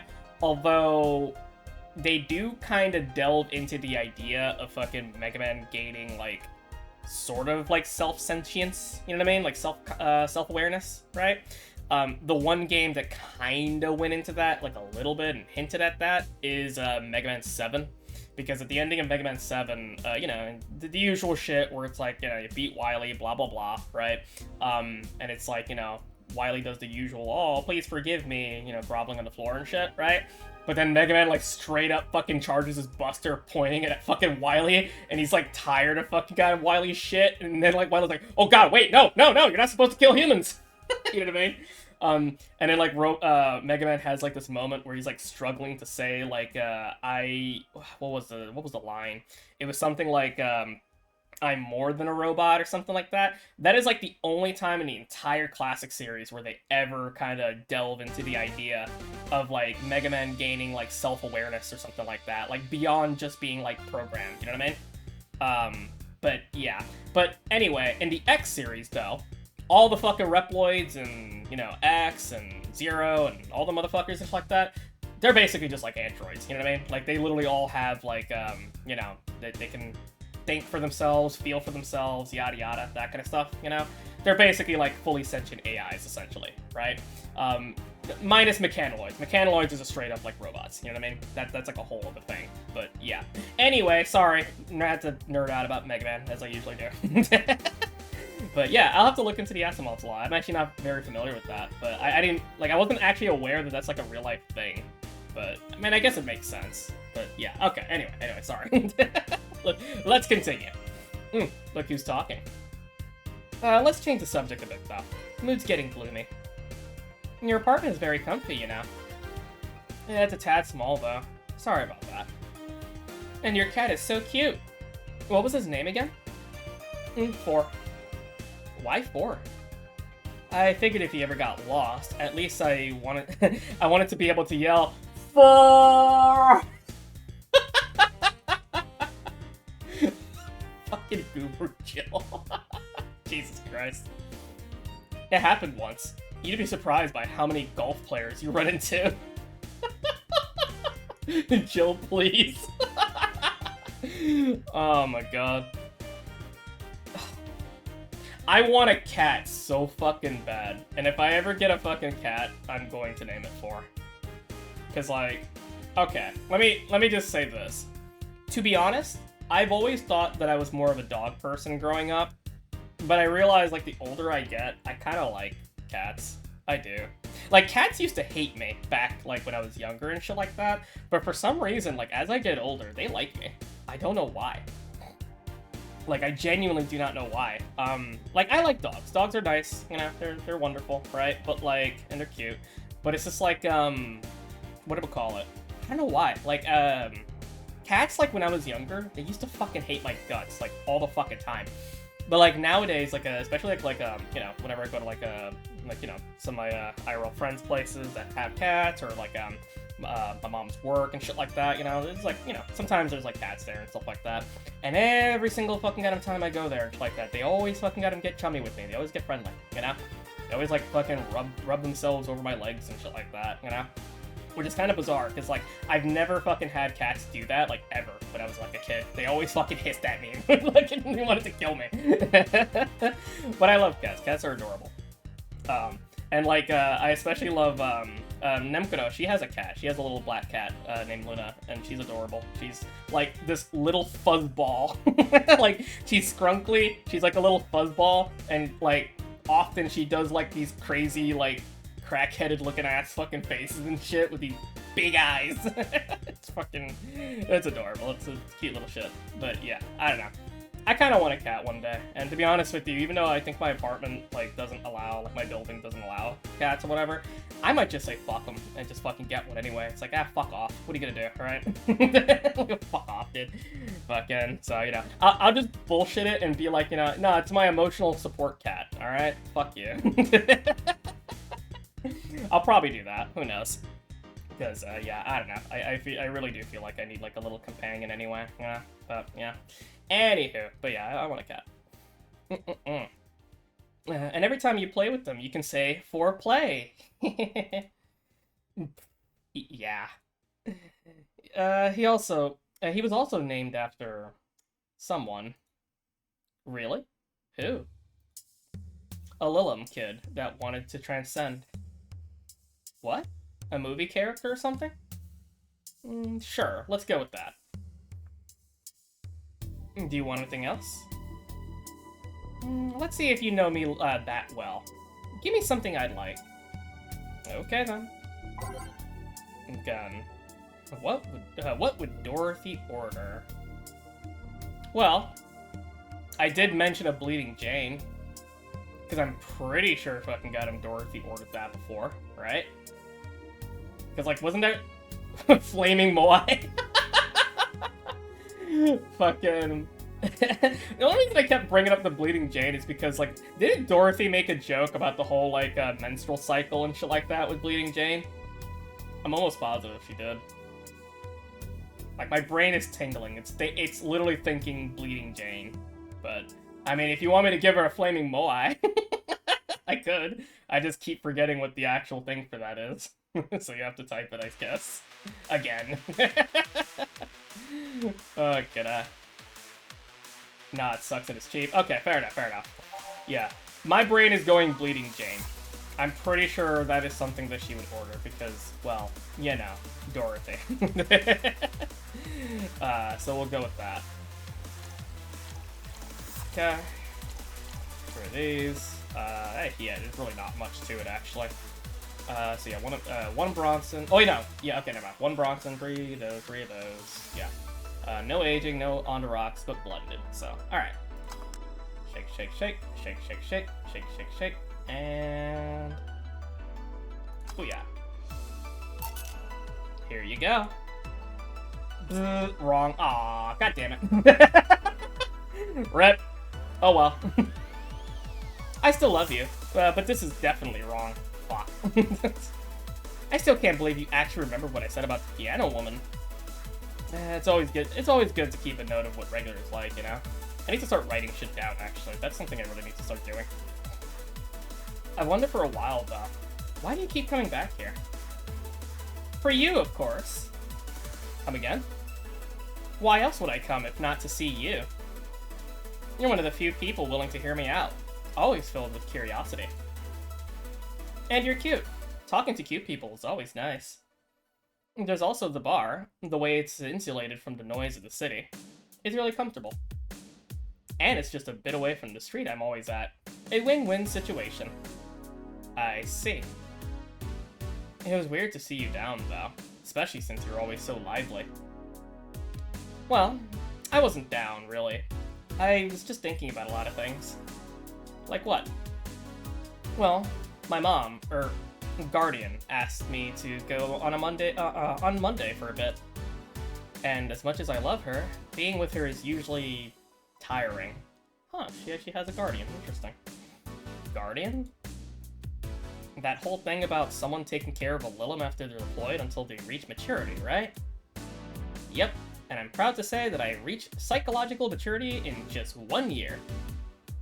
They always try to keep a varied pool of volunteers to make the collective sorts grow faster. So, what's wrong with your Guardian? Well, she still treats me like a kid. The worst part is that sometimes I fear she might see me as some sort of replacement for her dead daughter. Ah, I see. Huh? Dead daughter? I was deployed to her not long after she lost her daughter. A contrived coincidence, really.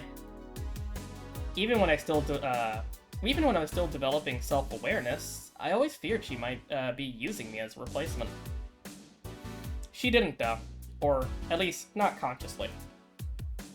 At times, she would just stop doing something or return a gift she's given me.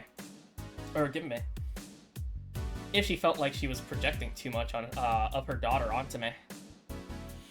What irony that years later, I'd make a living pretending to be someone else in the bedroom. How's that? Well, most of the time, my job involves role-playing, a daughter, a student, some helpless kid. It means I've gotten many clients looking exactly for that, but on the other hand, from a professional standpoint, I'd rather have them hire me because of me. Because of my character, not because I'm the one that role-plays as little girls. Maybe I need to exaggerate some attribute. What's the problem with your Guardian, then? If you do that on a daily basis, why worry about it? Because I don't want to make her sad. Every time I visit her, I fear that she might look at me and see her daughter. That seeing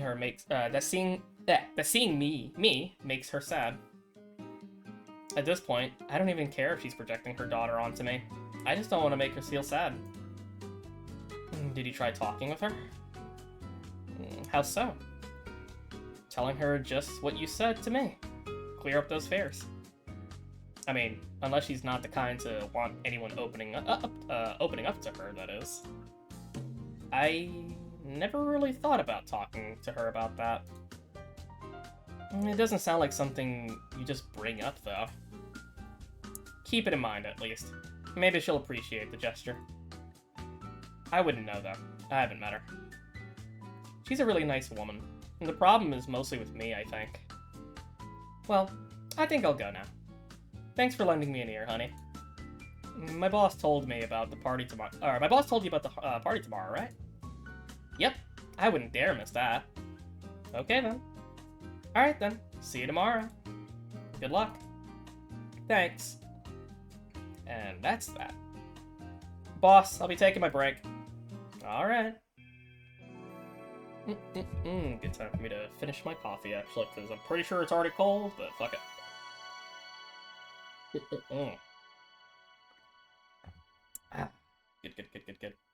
Man, I hope I fucking get to live to see 2069. That'd be great.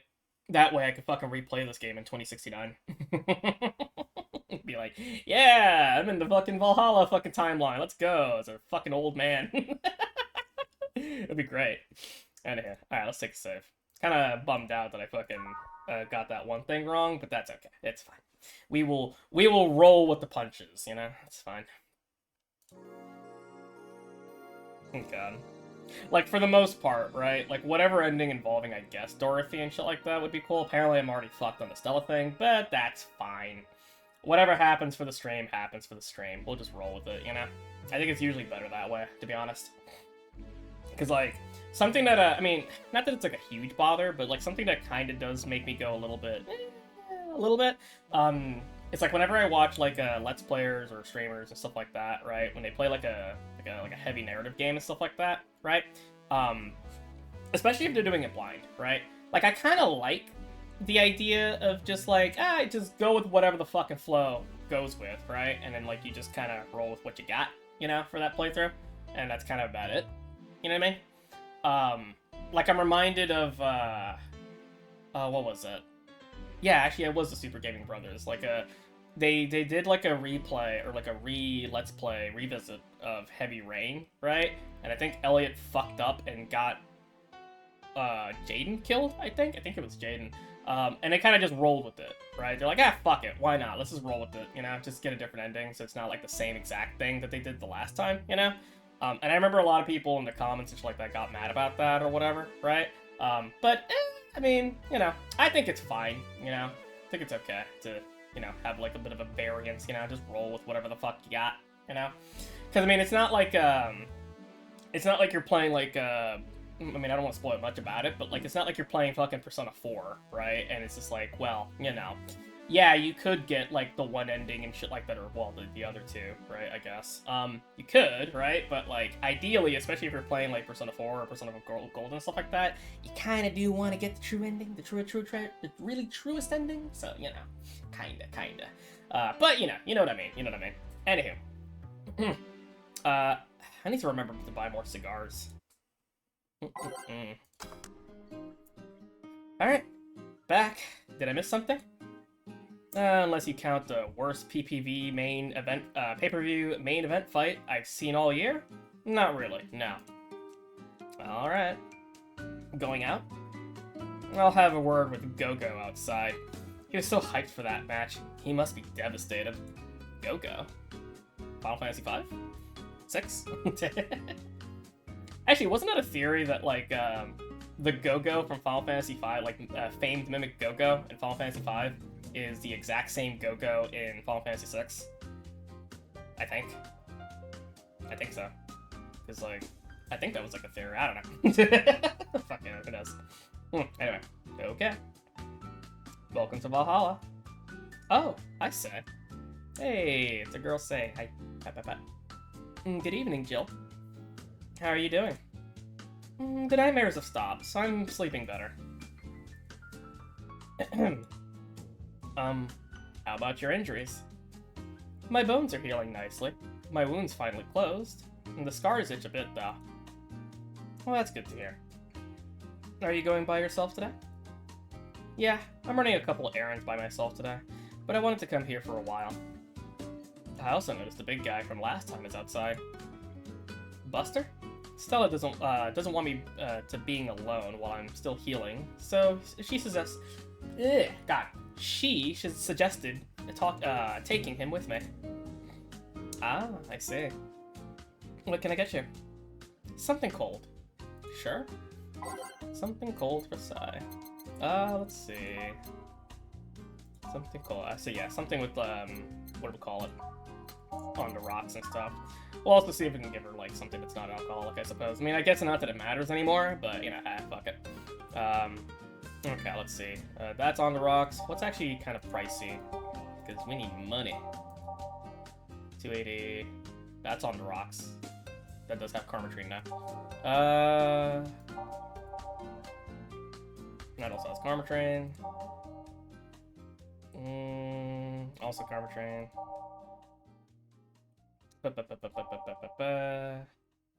Also has Karmatrine. Okay. Looking around and shit.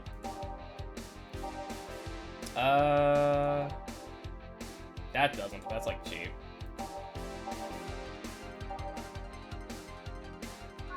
Okay, yeah. It seems like there's really nothing that's like super pricey, whatever, that doesn't like have like optional Karmatrine or whatever. All the really expensive stuff has Karmatrine. Okay. I kind of don't want to give her Karmatrine, but again, I guess it doesn't necessarily matter. But fuck it. I still won't give her. That's too cheap.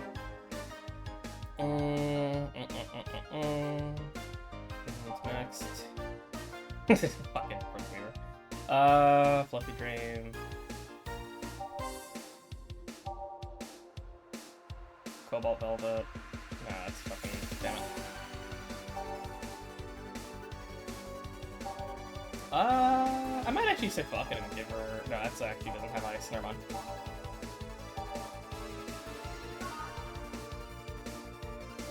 I guess, no. Damn it.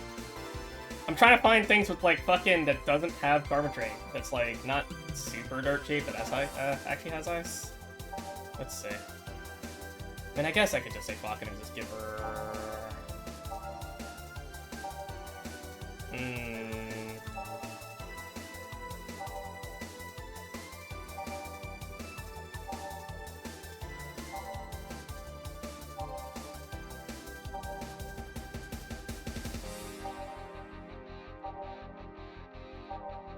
Unless I'm stupid and I already, like, fucking skipped past, like, several.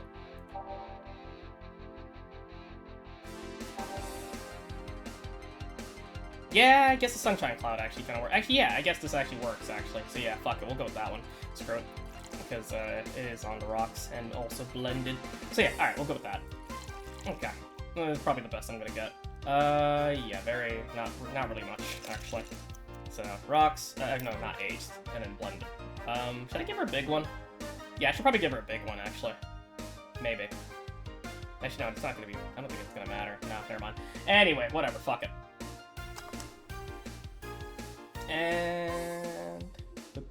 shake, shake, shake, shake, shake. There you go. Here you go. Yeah, this is the one. Why drink something cold when the weather outside is cold, too? It's not that cold, actually. But I've always had decent tolerance for the cold, so I'm not a good reference. So Stella isn't with you today?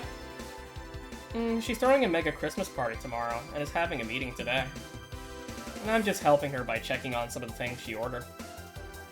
And here I was, all ready to invite you to the party we're throwing tomorrow. You're throwing a party too? Oh, sorry about that. Can't really say no to Stella. Maybe next time? If there's a next time at all. Don't worry about it. It's not a big deal. I want you to know that I want you to have a good time. Have fun. Drink a couple of beers in our honor. I will. I will then. What are Stella's Christmas parties like? They're really big. There's a lot of food, and drinks, and music. Sometimes there's too much food, though. So at the end of the party, she lets the staff take home whatever's left. She also buys toys for all the children of her staff members. Really? She says something about taxes or whatever, but during the whole thing, she just shines. She carries a beaming smile that I don't see any other day of the year. Many of the kids even started calling her Auntie Ella. Oh, that's adorable. Stella always does her best to put up a tough girl's facade, but she's very much in touch with her inner child. Sorry. Just had fucking tapping my inner sundowner. Christmas, Easter, Halloween. Name a party, and she most likely celebrates it big. Interesting. Do you like parties, Jill? I don't mind them. They're a good place to see people.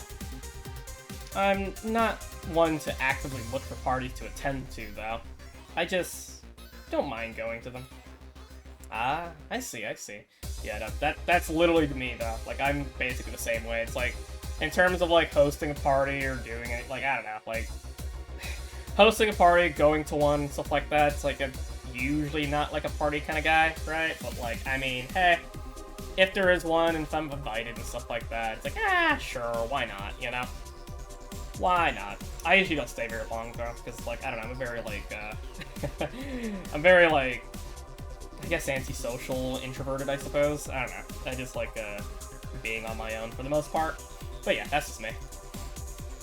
I only go to parties that Stella is attending, because otherwise, I just stand there without saying without anything to say. And I'm not one to wear dresses, you know?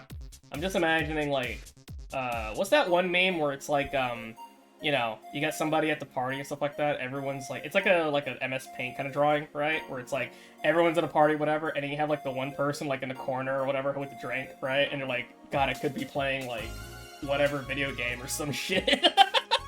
Something like that, right? Like, I'm just imagining like, Say like that, or she's just standing there and not even saying anything. She just has a smile and a drink in her hand, and that's it. Look at that. You're not? I'm a tad too ripped. They don't look cute on me. Although, with all this healing I have to do, I won't be as fit for a while. They're too, breezy, too. I feel like I'm wearing nothing. But I bet you'd look good in a dress, Jill. It's been years since I last wore one. I wouldn't know. No, I think Jill would absolutely look fucking adorable in a dress. Hell yeah. Last time I wore one, I remember worrying my arms were too thin or something like that. We all have a complex, huh? I mean, even Stella has her own. That's hard to imagine. Oh, but she does have one. She just stresses a lot about her bust size. Ah, I see. Really? She's not that small. I think I'm smaller than her, in fact. Actually, it's the opposite. Like, opposite kind of complex, I mean. She's a bit self-conscious about having a big chest. Really? It's kind of interesting, because, like... Stella's boobs aren't that big either, huh? That's interesting. Really? Again, I've seen bigger chest than hers, to be honest. Yeah, that's what I was gonna say, like, hers isn't really all that big. That's kind of interesting, though.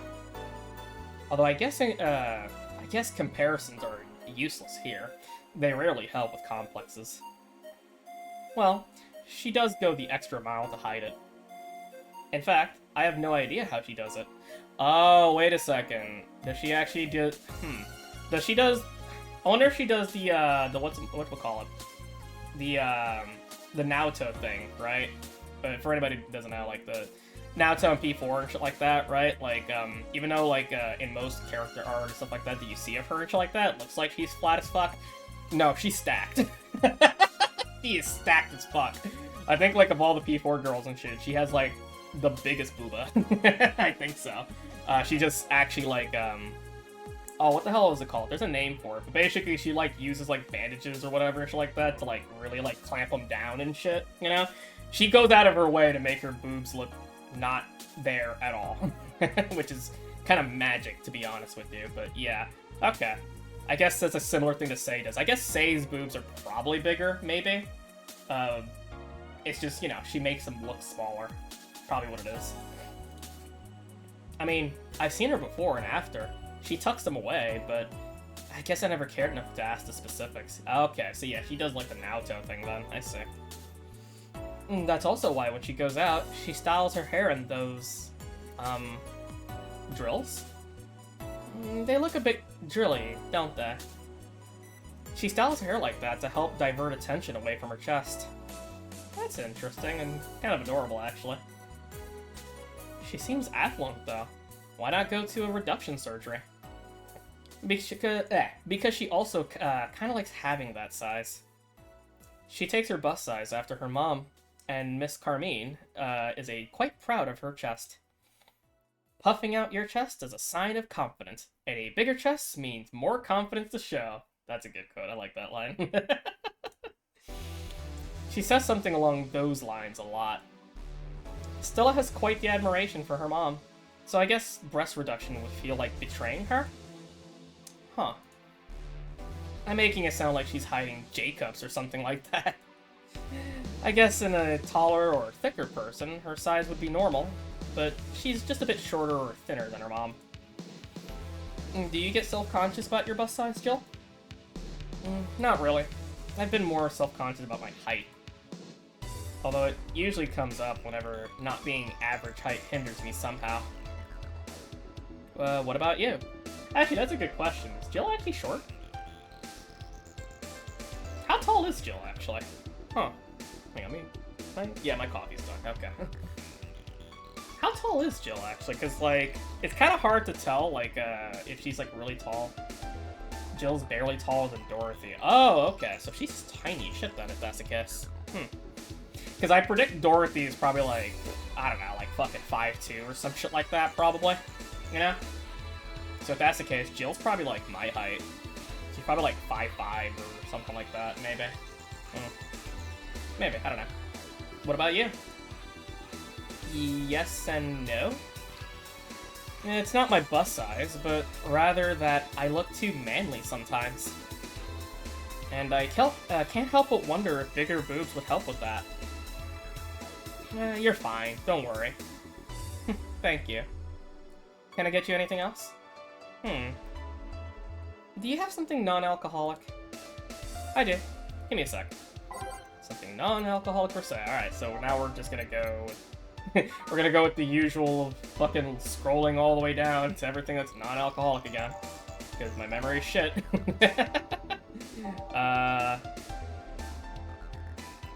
Yeah, wait. Okay, yeah, Bleeding Jane, that's not alcoholic. Fair enough. That's a decent option, actually. Let's see. That has alcohol. That's optional, but it's cheaper than Bleeding Jane. Brantini, that has alcohol. Crevice Spike, that's cheaper than Bleeding Jane, though. Also cheaper. Apply a generous amount of cartridge. Do I still have that image? Hang on.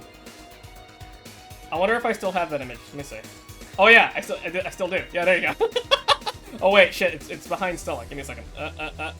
Perfect, there you go. Fuck it, I love that image. Anyway. Fuck it, I love that image so much. Anyway. Frothy Water, nah. Grizzly Temple, no. Gut Punch, no, that's too cheap. Karma Train. That's cheaper though. That is cheaper though. Also cheaper. Nope. And then yeah, that's every year. Okay, so yeah, Bleeding Jane's probably our best bet actually, because it doesn't have any Karma Train. And it's also pricier than the rest as well, I believe anyway, unless I was stupid and didn't see properly because, you know, goat eyesight. I actually don't remember if goats actually have good eyesight or not. I don't remember, to be honest with you. It's been such a long time. Should I make it a big one, actually? Because I think big ones actually do make, whatchamacallit, increase the price. Yeah, I should probably do that, actually. Fuck it. So, let's double it, actually. And then, yeah, something like here. No, okay, there we go. And then, yeah. Blended. No rocks, no thingamajig. Yeah, that's good. Okay, we're good. Shake. And... booyah. Say the name of this drink 3 times in front of a mirror, and you'll look like a fool. Here. They have excellent eyesight with that, they have excellent eyesight, what with needing to constantly watch for wild cougars and shit. Yeah, I guess so. Yeah, no. Yeah, and that, not to mention, the other thing I do know about goats as well is that, like, it's kind of a funny, fun little fact about them, right?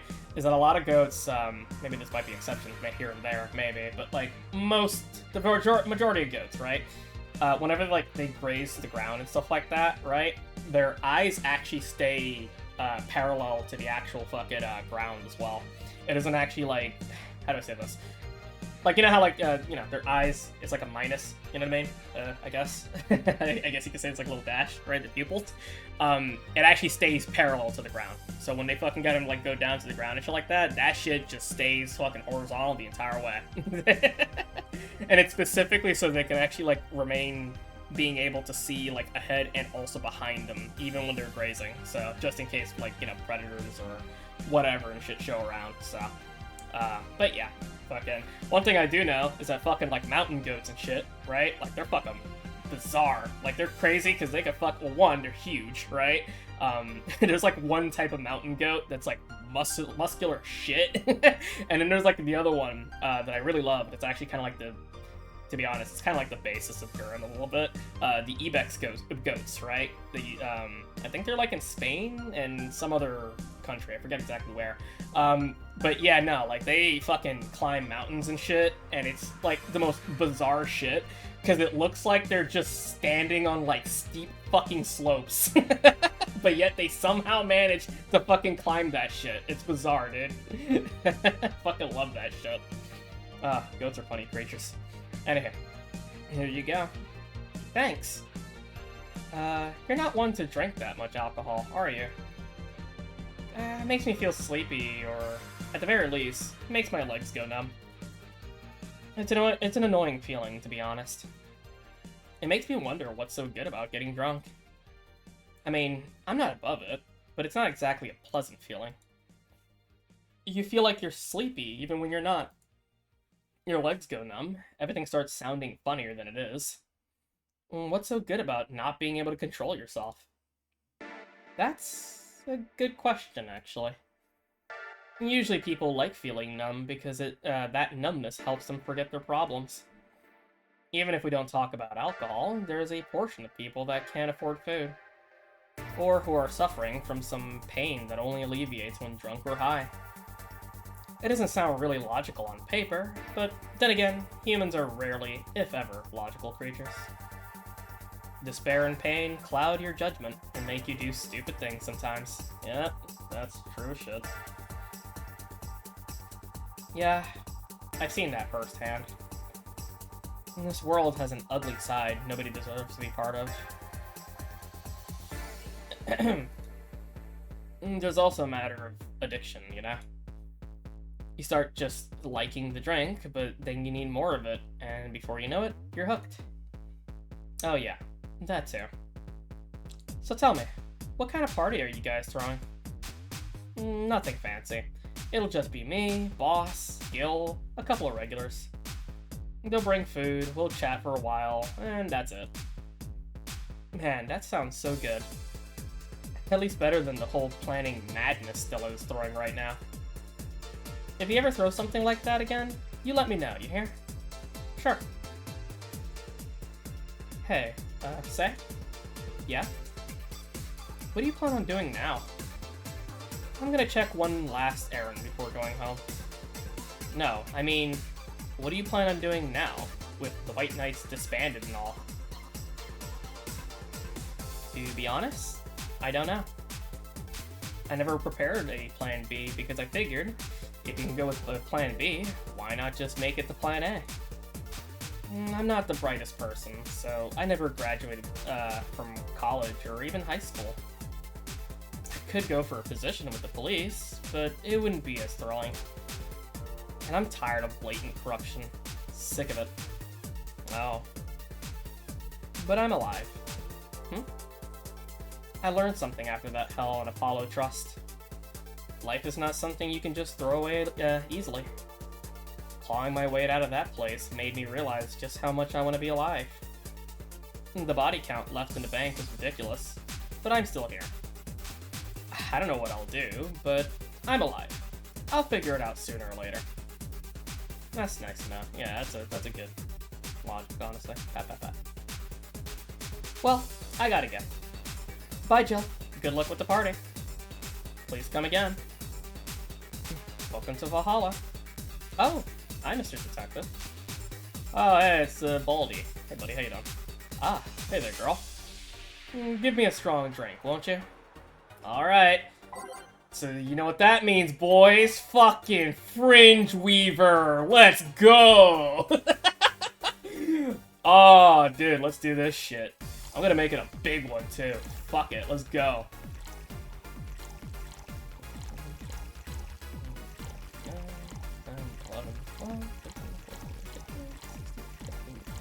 Yeah, let's go!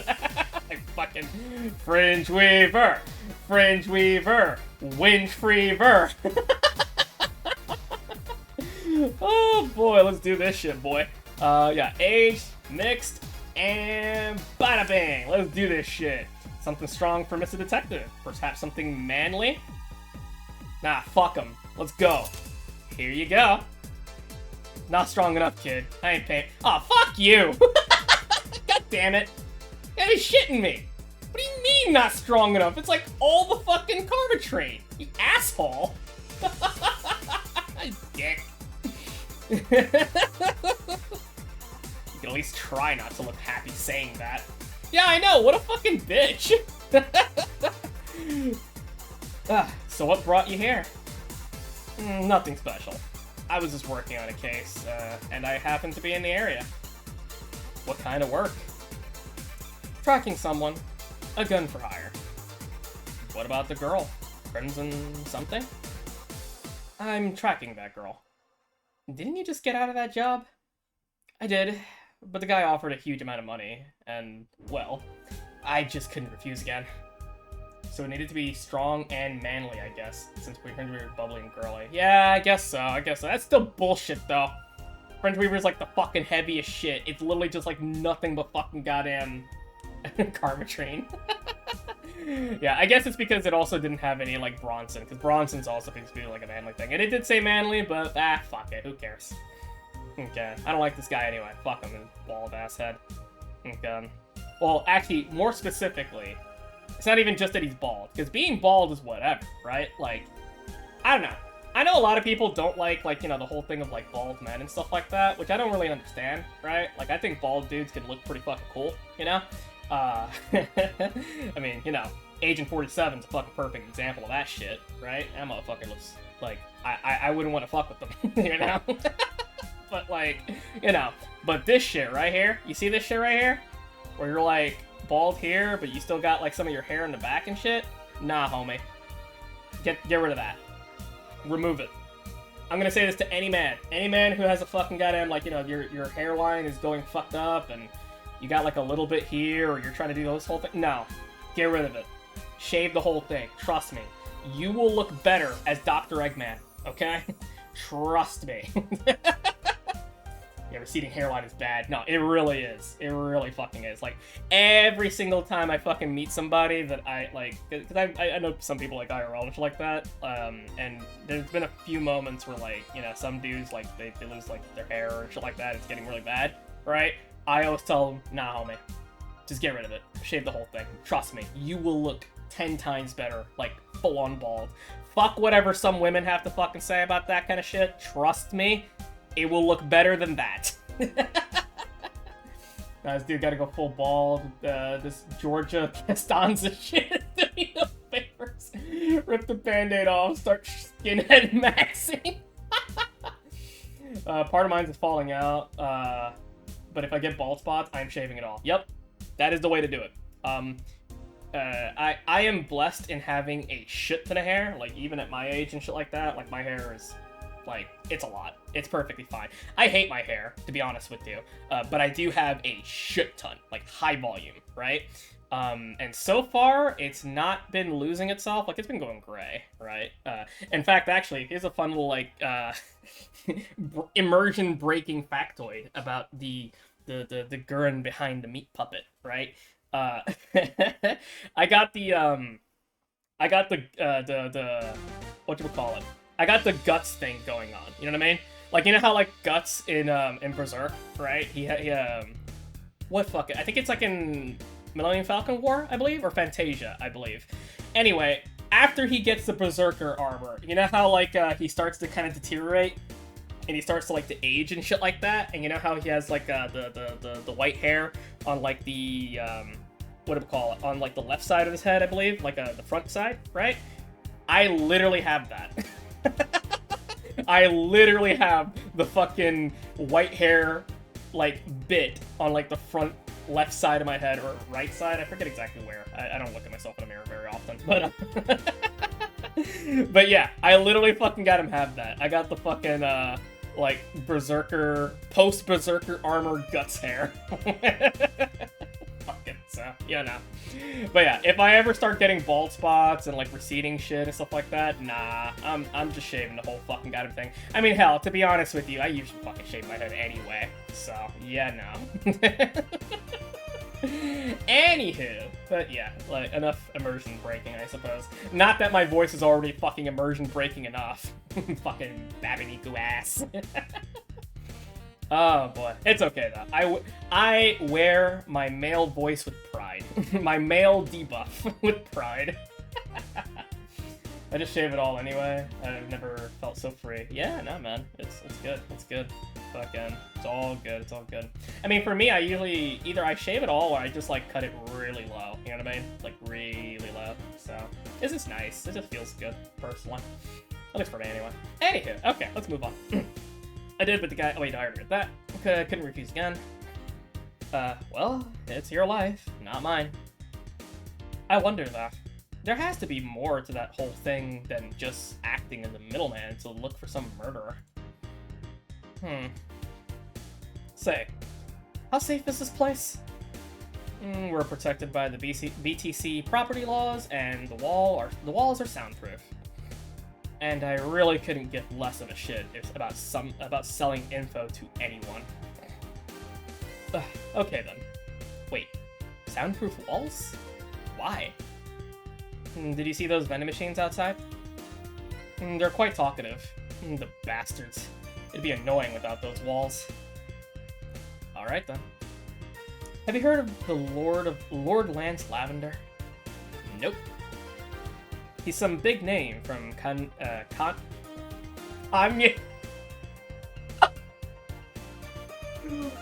Kanye-vania. His blood apparently has some weird reaction to Glitch City's nanim- What? Kanye-vania! Why did that fuck me up harder than it should? Like... You just gave me this fucking image. Like, I just have this fucking mental image of fucking Kanye as fucking Dracula. Why? Oh god, it's just such a fucking hilarious image. Like, I'm just imagining Kanye as, like, Dracula on the throne or some shit, right? Like, you know, like, in Symphony of the Night, you know, right? Like, in his throne and shit, drinking wine and stuff. But I'm just, like, imagining Kanye. You remember when he was, like, having that schizoid moment where he's fucking, like, wearing, like, a... What the fuck was it? Like, a bag on his head or some shit? Fucking... perhaps the same could be said of all religions. I can't do a Kanye voice, but yeah, I don't know why. It just fucked me up. This is the future. Kanye mania. Oh my god. All the religions. All the religions. God. Oh my god, I want to fucking find that video. I want to show it now. Oh fuck. Wait. Rika, do you have that video? The Rugrats spoof one with, like, whatchamacallit? All the religions! Yeah, ah, shit, hang on, but I forget, what was the title of that video? Fuck, hang on. Dracula makes religions at 4 AM? Give me a second. Dracula, shit, makes religions at 4 AM. Where is it? Yeah, there it is! Hold up, no, we're taking a small... Give me a second. We're taking a small break. I'm gonna pause the jukebox too. Fuck it. Hang on. No, we gotta... Alright, give me a second. I gotta make sure fucking the browser thingy is actually working. Where is it at? Where's my browser? Do I even have a browser thingy-majig on this fucking goddamn scene? I don't even remember if I fucking got him to. Wait, what is this? Oh, okay, it's this one. I gotta just readjust it to this. Give me a second. Yeah, no, I'm fucking showing this. This is such a fucking amazing video. I fucking love it so much. Okay. Here we go. Okay, look at this fucking amazing video. I love this shit. Stu, what are you doing? Making All religions. It's 4 o'clock in the morning. Why on earth are you... A man. because I A was miserable little pile of secrets. Enough talk. How about you? Oh, that's okay. Monster, you don't belong in this world.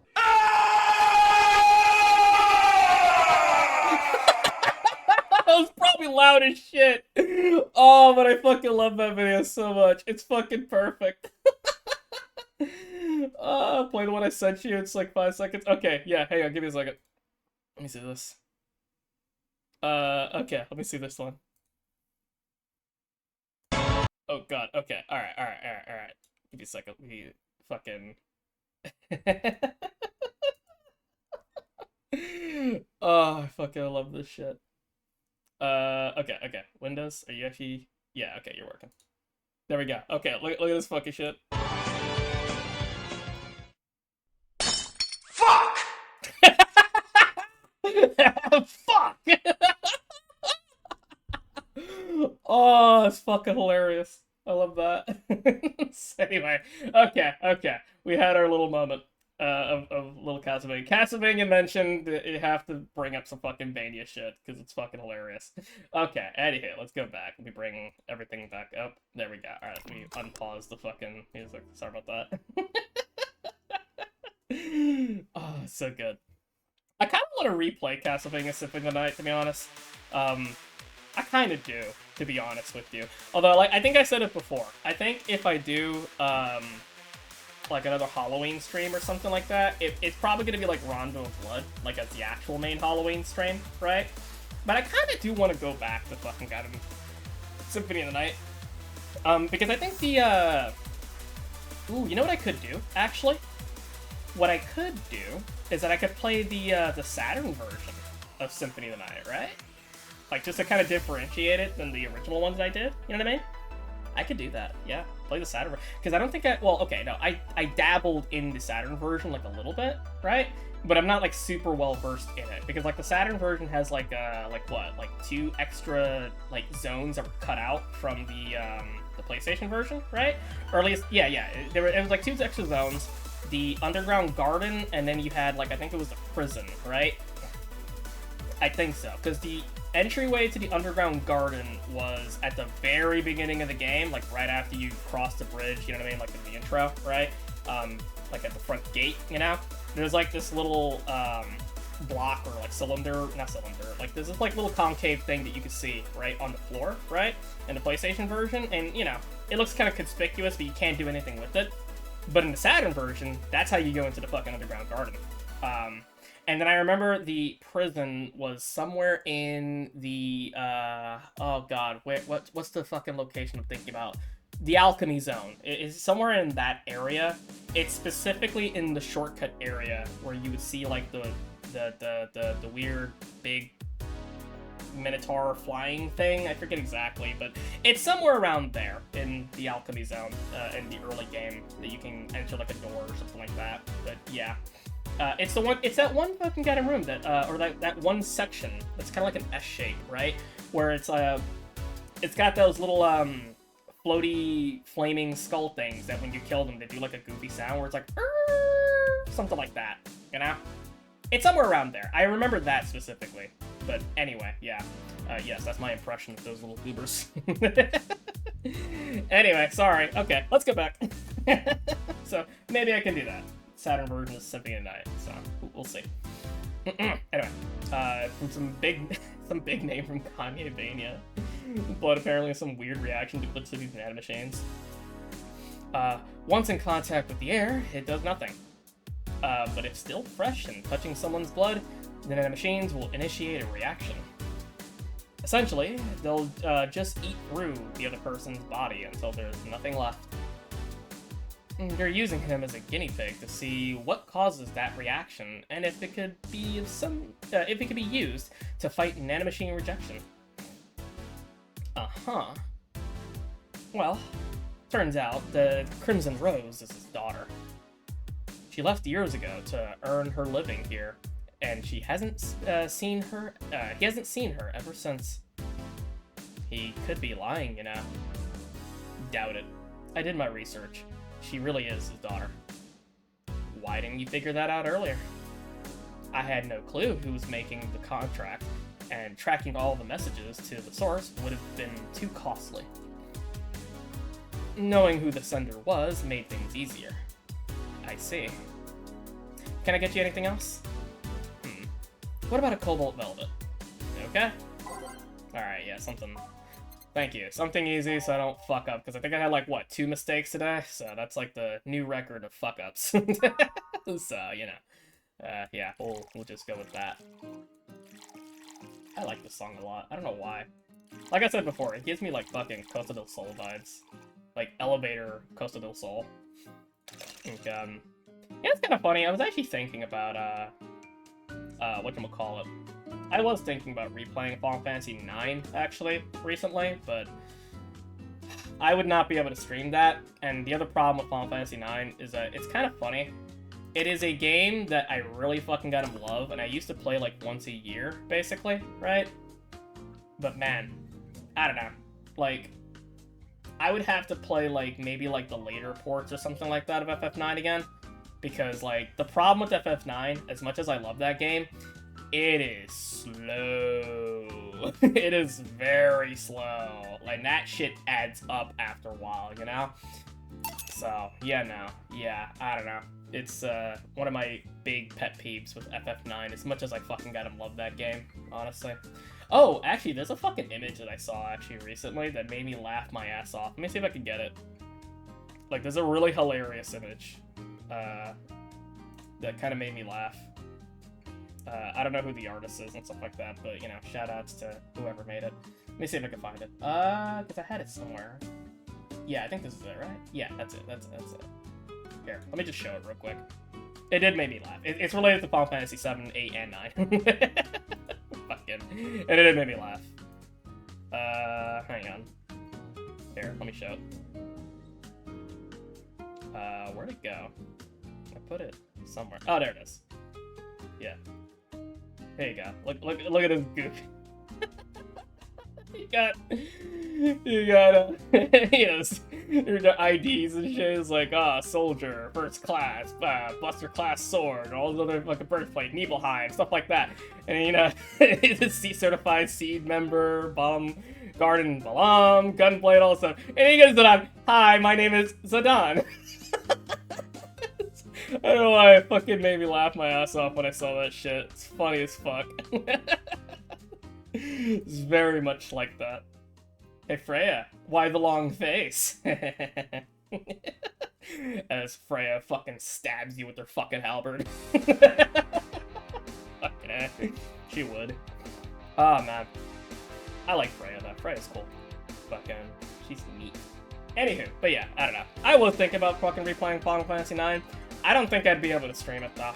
I highly doubt it, and because I am not doing like a long, well, maybe someday I'll do like a very long RPG or something like that, but I mean, if I'm gonna be doing like a long RPG and shit, I mean, it's gotta be at least FF7, you know what I mean? It's gotta be that. FF7 stream would be good. Yeah, like, if there's gonna be like a long RPG that I'm ever gonna do, it's gotta be FF7, you know? One of these days, I would love to do a Megami Tensei game as well. I know like Persona is like the easy one to do, right? Like that's like the one that'll probably fucking get like more attention, I suppose. But I really would like to do like a Megami Tensei game. Maybe something like Strange Journey. Nocturne would be fucking funny, but I don't know if I have the gumption for that. It's oh boy, fucking Nocturne is pretty funny. It's a very funny game. FF7 not that long if you know your way around, really picks up the pace after the huge material. Yeah, you're right, it does. Like, compared to, like, other RPGs and stuff like that, like, JRPGs and stuff like that, it is kind of shorter than most. Yes, you're right. But yeah, like, if I'm ever gonna do, like, an RPG or something like that, it probably has to be FF7, you know? But it's also gotta be, like, a special stream, you know, or a special set of streams, because, yeah, I love that game. It's fucking great. FF9 though, I love that game too. Actually, I think I've said this in the past. FF9 actually is my favorite Final Fantasy. I actually really like it, like, a lot more, even more than 7, as blasphemous as that may sound. But the problem, or the thing is that FF7 is so much more replayable. You know what I mean? Like, it is way more replayable than 9. So, you know, yeah. So yeah, as much as I love 9, if I'm gonna do any of the Final Fantasy games, it's definitely gonna have to be 7, for sure. At least first, anyway. Hell, even Final Fantasy 4. I actually really like Final Fantasy 4, despite how piss easy that is. Although, if I ever do Final Fantasy 4, I think it'd be interesting to do the DS version, just so we can show off just how fucking how much the DS version is a troll to fucking goddamn old school players. You know what I mean? Because, like, that version of FF4, it is an absolute troll to fucking classic players. To the original game, so... Anywho, alright, let's keep on going. Here you are. Oh, you actually did it. Fuck you. Were you expecting me to mess up so you didn't have to pay? No. So, what made you accept the contract anyway? Keeping in mind all the risks you told me about last time?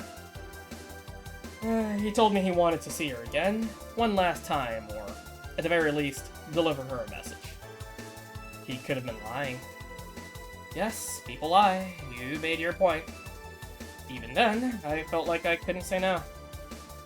I mean, I know what it's like not being able to find your daughter. What it's like to be apart from her. Not knowing what she's doing, or even if she's alright. You do? I have a daughter. She's about your age. Kind of surprising, honestly. When she was a teen, we had a big fight, and she ran away from home. At first, I just waited for her to show up, but then I started getting worried and went out to find her. I couldn't find any trace of her. Nobody had seen her. Soon, I was worried if something might have happened to her. I guess that's how my tracking skills and list of contacts began to grow. I finally found her, taking cover in some dumpster, unconscious from starvation. So yeah, I just couldn't say no to his request or finding his daughter. But I don't expect you to understand. So how's the search going? I'm very close to finding her. That girl's pretty good at covering her tracks. It's kind of interesting. I actually kind of want to know like what happened to his daughter. Actually, like at the end of that. Compared to the her from before the bank incident, though, she seems slower somehow. Either she's let her guard down, or something else is happening. What will you do when you find her? I have this letter I'm supposed to deliver to her. I don't know what it says, and I don't want to find out. What if she tries to kill you? I might not look like it, but I can take care of myself, bartender. You don't stay so long in this business without picking a couple of tricks. Yeah, I guess you're right. Okay, I better go back to work before her trail goes cold. Please come again. Are you done? Yeah. Okay then. I want you here tomorrow at 8 p.m. No working beforehand. The bar will be closed tomorrow. Come dressed in your absolute best. We're having a party after all. Alright. Where's Gil, by the way? He stored all of our things in his home because of how close it is to the stores. So I told him to go home already and bring the stuff tomorrow. I see. Well, see you tomorrow, boss. Hold on. Wait a bit. I'll go with you. Oh, sure, thanks. Okay. Alright, well. 2 mistakes. Not as much money this time. Damn. I don't know if we're gonna... I don't know if we're actually gonna get the nano camo. Or I don't know if it's actually like, whatchamacallit, worth going for the nano camo, because I feel like I fucked up twice there, and it's like, okay. But, yeah. But, oh well. No flawless bonus. Under the small party is what you need. $300, that's nice. Yeah, alright. I think that's the first time we fucked up, twice, actually. Because I think, we fucked up before, but it was only, like, once, right? Twice, I believe. But, yeah, it is, like, the first time we fucked up, like, twice in, like, one thing. Think you can go for it? Don't worry too much? Alright, fair enough. Okay. Merry Mega Christmas! Let us celebrate Santa's resurrection as the Mega Santa that saved Christmas from the Redmons. Happy holidays! Okay. Party then? I'll bring you leftovers. Alright. I'm gonna give her the massager. But I will be right back. I have to use the bathroom. So, you know what that means. It's fucking ninja style time. So yeah, I'll be right back. 1 sec. Hear me. Fucking ninja style. I'm gonna bring it to him. I'm gonna show him what time it is. Good spot to bring the noise. Ah! You morons will love this. Hope you assholes like fireworks. Ooh! Fucking commies keep getting in my way. No surprise, motherfuckers. Happy fucking birthday. That's right, Nighty Night, you sweet piece of shit. Enjoy the ride, cocksucker. Have a nice trip. Boom time, baby. Trick or treat. Looks like a party, come on. I got places to go and people to meet. Assholes are everywhere. Fuckers are out in force. Hi-ho, hi-ho. This fucker's gonna blow. Anytime, anywhere, any place. Kicking ass, take names. Who's the hardest motherfuckers around, huh? Ah. Rock and roll, motherfuckers, rock and roll.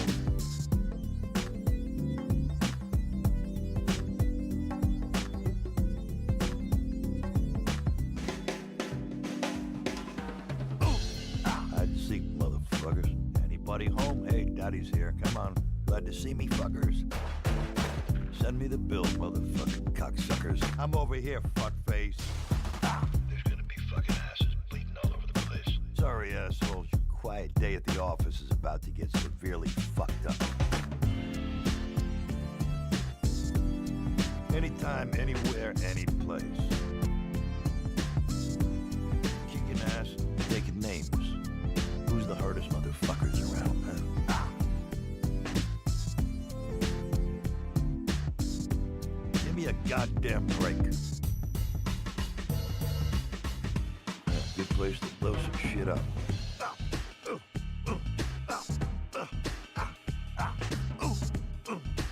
What the fuck was I doing again? Yeah, fucking shit up.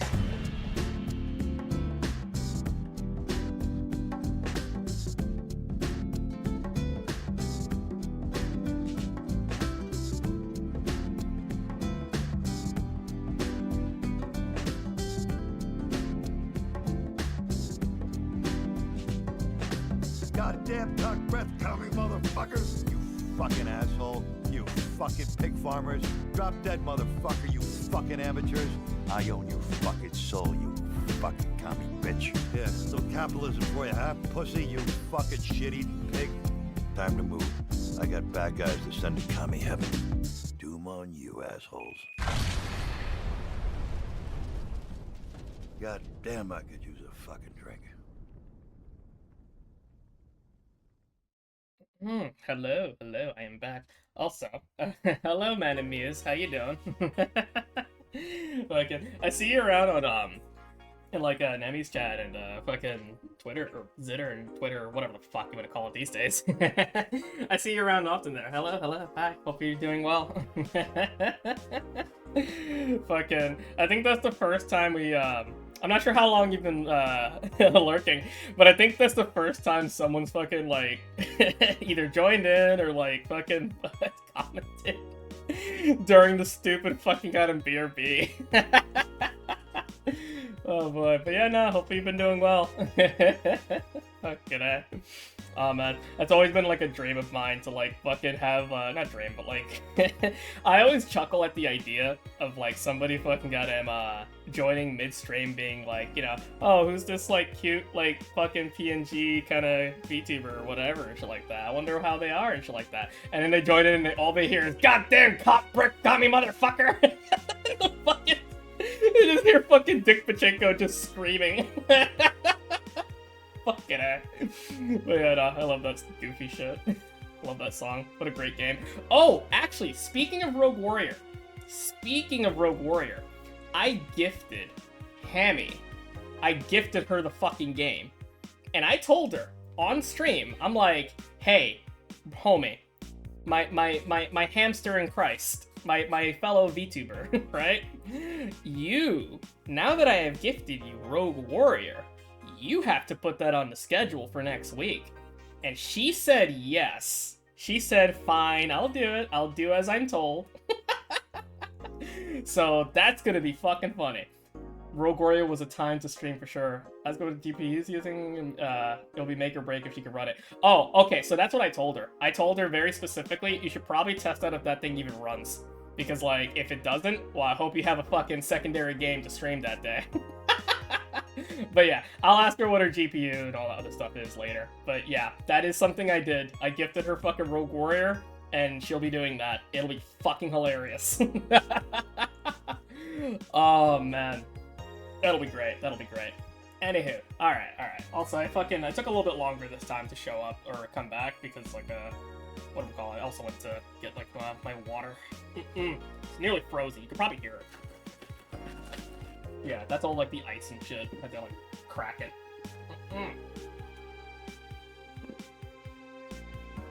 Okay. But yeah, fucking... Okay, so now that we did that... Let's see if we got anything new. We do! We have new things in Kidamiki's blog. Let's check it out. Mega Christmas is here!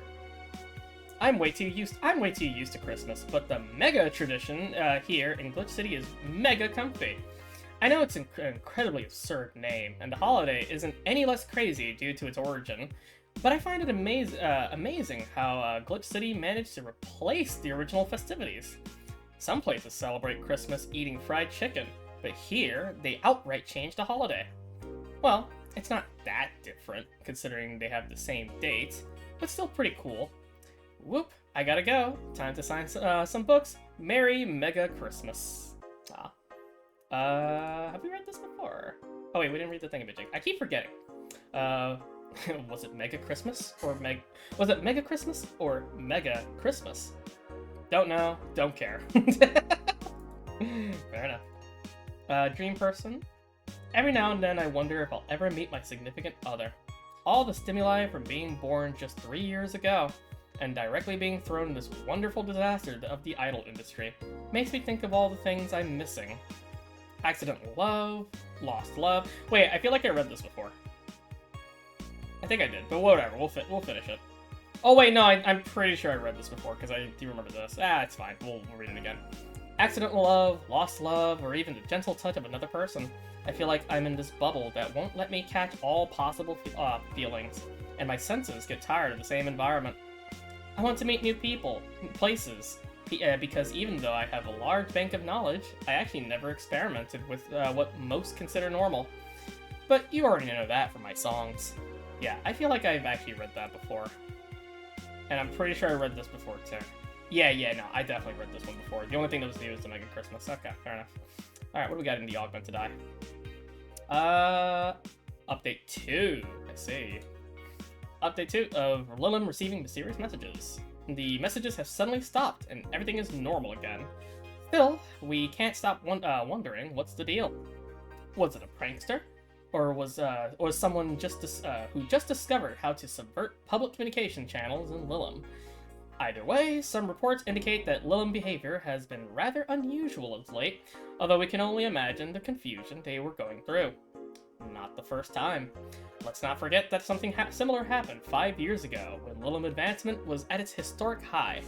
Fortunately, nothing came out of it. Will it happen again? Time will tell. Spooky. A bit, yeah. It's actually kind of fallen more for it, I see. Is it sexist to have an army of robot women? Oh boy. Oh boy, let's go. Let's get our fucking...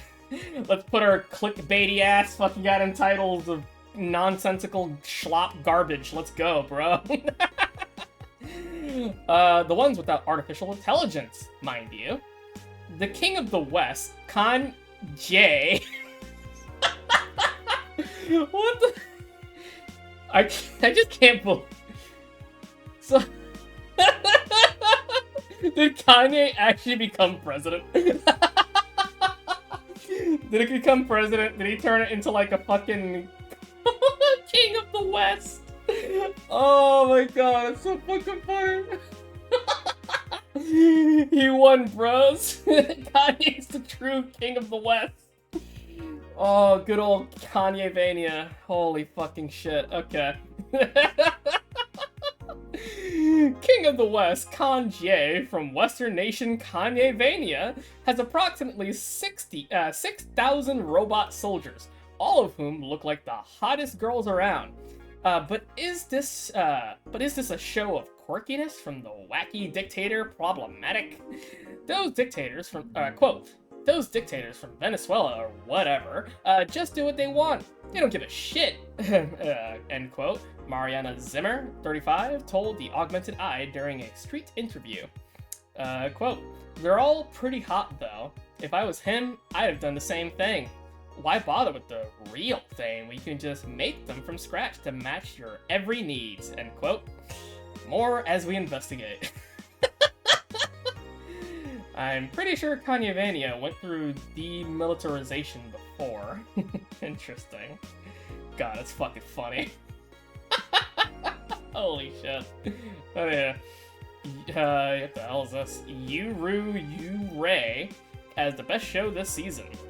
It's kind of hard to say. Yuru Ray? Yeah, Yuru Ray. Okay, there we go, I got it. Anyway.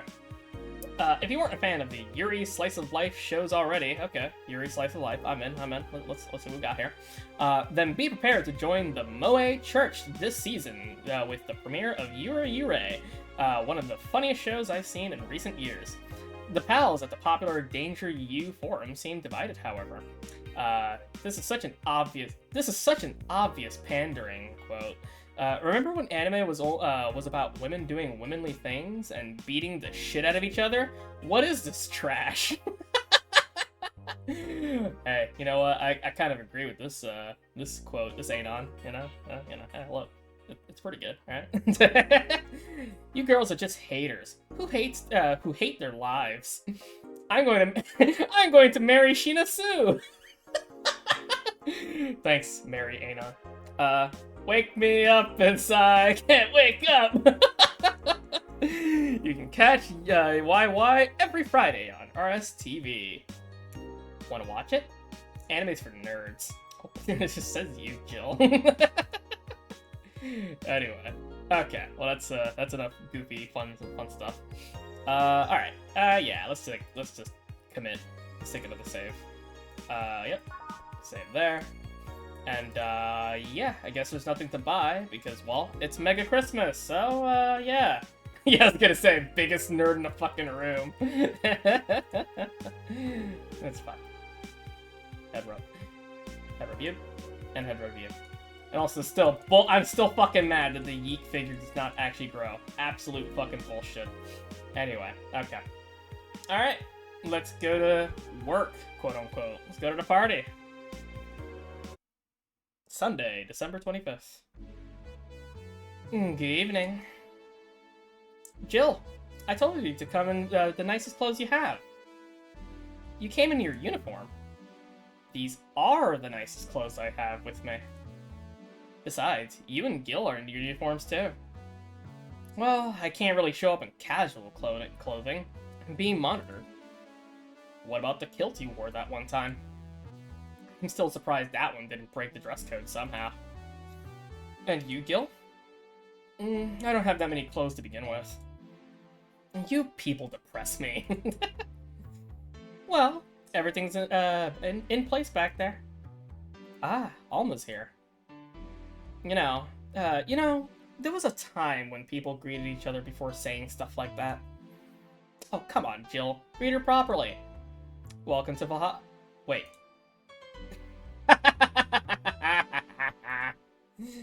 Man, if that's not a sign that you need to ease up on work, I don't know what is. Oh, shut up. It's become a reflex. Wait, Alma also came in her casual attire. Why aren't you saying anything on to her? Ribbed sweaters get a free pass.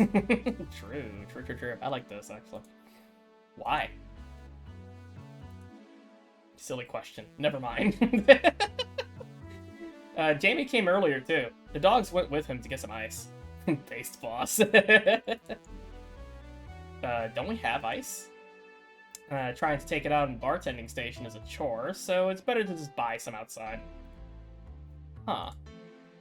What are you doing back there, Alma? Setting up the food warmer.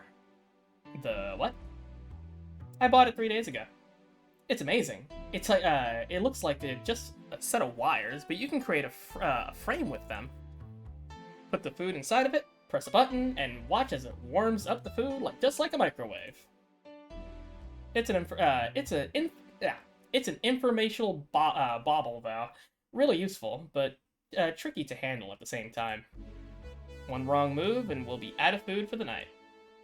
Everything will be scorched in a second. Oh, that was like a super microwave, I guess. So you've bought infomercial stuff too? Haven't you? It's at the very least a good idea for gifts. Well, I don't think I've ever... Oh. Dynamic entry! Finally, at least somebody came after me. Is it weird that I've already heard that 3 times in the last hour? Okay.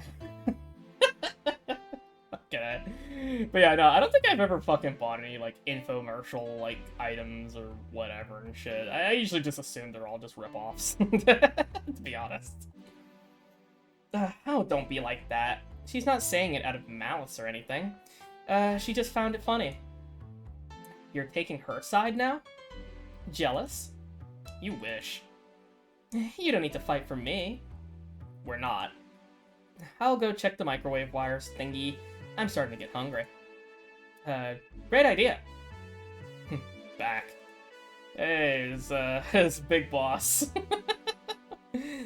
Oh. Ah, hello, Jill. Wait, was it? Yeah, oh yeah, that's Big Boss, yeah. Soldier, you're late. Hey, Jay. See? That's how you greet people. You shut it. I'll go help Alma. I'll go help Sweater Pups. Something wrong? She's not good with dogs. Oh. Alright, we're all here, so we can start. Yo, Entourage! Alma. I know what I said. How's the food doing? It's doing well, but it'll take a bit. Can't you speed it up? I've used those microwave wire things before. It's either warm nicely but slowly, or burn that bitch. So, how long? 15 minutes or so. A bell will ring when the time comes. I need to kill some time then. Alright, let's play Truth or Dare. Oh boy, here we go. What? I'll pass. Games are for kids. I'm in. Sure, I'll play. Sounds fun, as long as the mutt stays away from me. That'll make the time pass faster. I'll pat. You'll play. Ooh. This instant, you will play. Oh, okay, we got like it's a whole fucking minigame. Interesting. Alright. Alright then. The rules are simple. If you don't get picked, you pick either truth or dare. Excuse me, if you get picked, you pick either truth or dare. After you finish, you get to pick somebody else. We go like that until the food's done. What about punishment games? Those are a hassle. Just issue new questions or challenges until the other person complies. That said, Jill! Yes? You start. Pick someone. Let's see. Okay, we get to pick somebody. Let's see. Oh. Why, hello, Sar. How you doing? Anyway, whatchamacallit? I guess it was a good idea to fucking get him disable links and shit. So yeah. I remember, Rika, you were questioning why we couldn't fucking post links. Well, there you go. Guess that's gonna be a trend. Redeem viewers, Sar! Fucking funny. Oh boy. I love that that's just like a common thing now. Like anytime any kind of like bot or like any kind of thing, whatever, it's always like, redeem, Sar! Oh, it's fucking funny. Anywho, alright. So, I'm feeling Dorothy. I'm kind of feeling Dorothy. But I also kind of want to fucking get him. This is gonna sound weird. This might sound weird, guys. I kind of want to pick Gil. I want to see what I can make him do. Be interesting. Kip Boga has destroyed the service industry of India. Thank you, Kip Boga. Star! Oh my god. I'm not all that familiar with this game. It's okay. The best way I can describe Valhalla, it is basically a bartending game while being a glorified VN. That's basically like the way I can describe it. So it's pretty good. It's got a lot of fucking goddamn soul. This is a hard choice. Yeah, it kind of is a hard choice because, okay, my instant reaction was to pick Dorothy. But to be honest, I kind of want to choose Gil. I kind of want to fuck with him a little bit. You know what I mean? Because I like Gil. So I kind of want to. So, yeah. I think I'm going to go with Gil. We'll go with Gil. And as far as, like, truth or dare and shit like that, I'll think about it. But I am not picking the pupper. You out of your goddamn mind. Maybe later, I guess. I don't know. But yeah, you know what? No, fuck it. Executive decision, I'm going with Gil. Let's go. Okay, then. Gil, what do you pick? Truth. What's your last name? Interesting. Alright, let's see.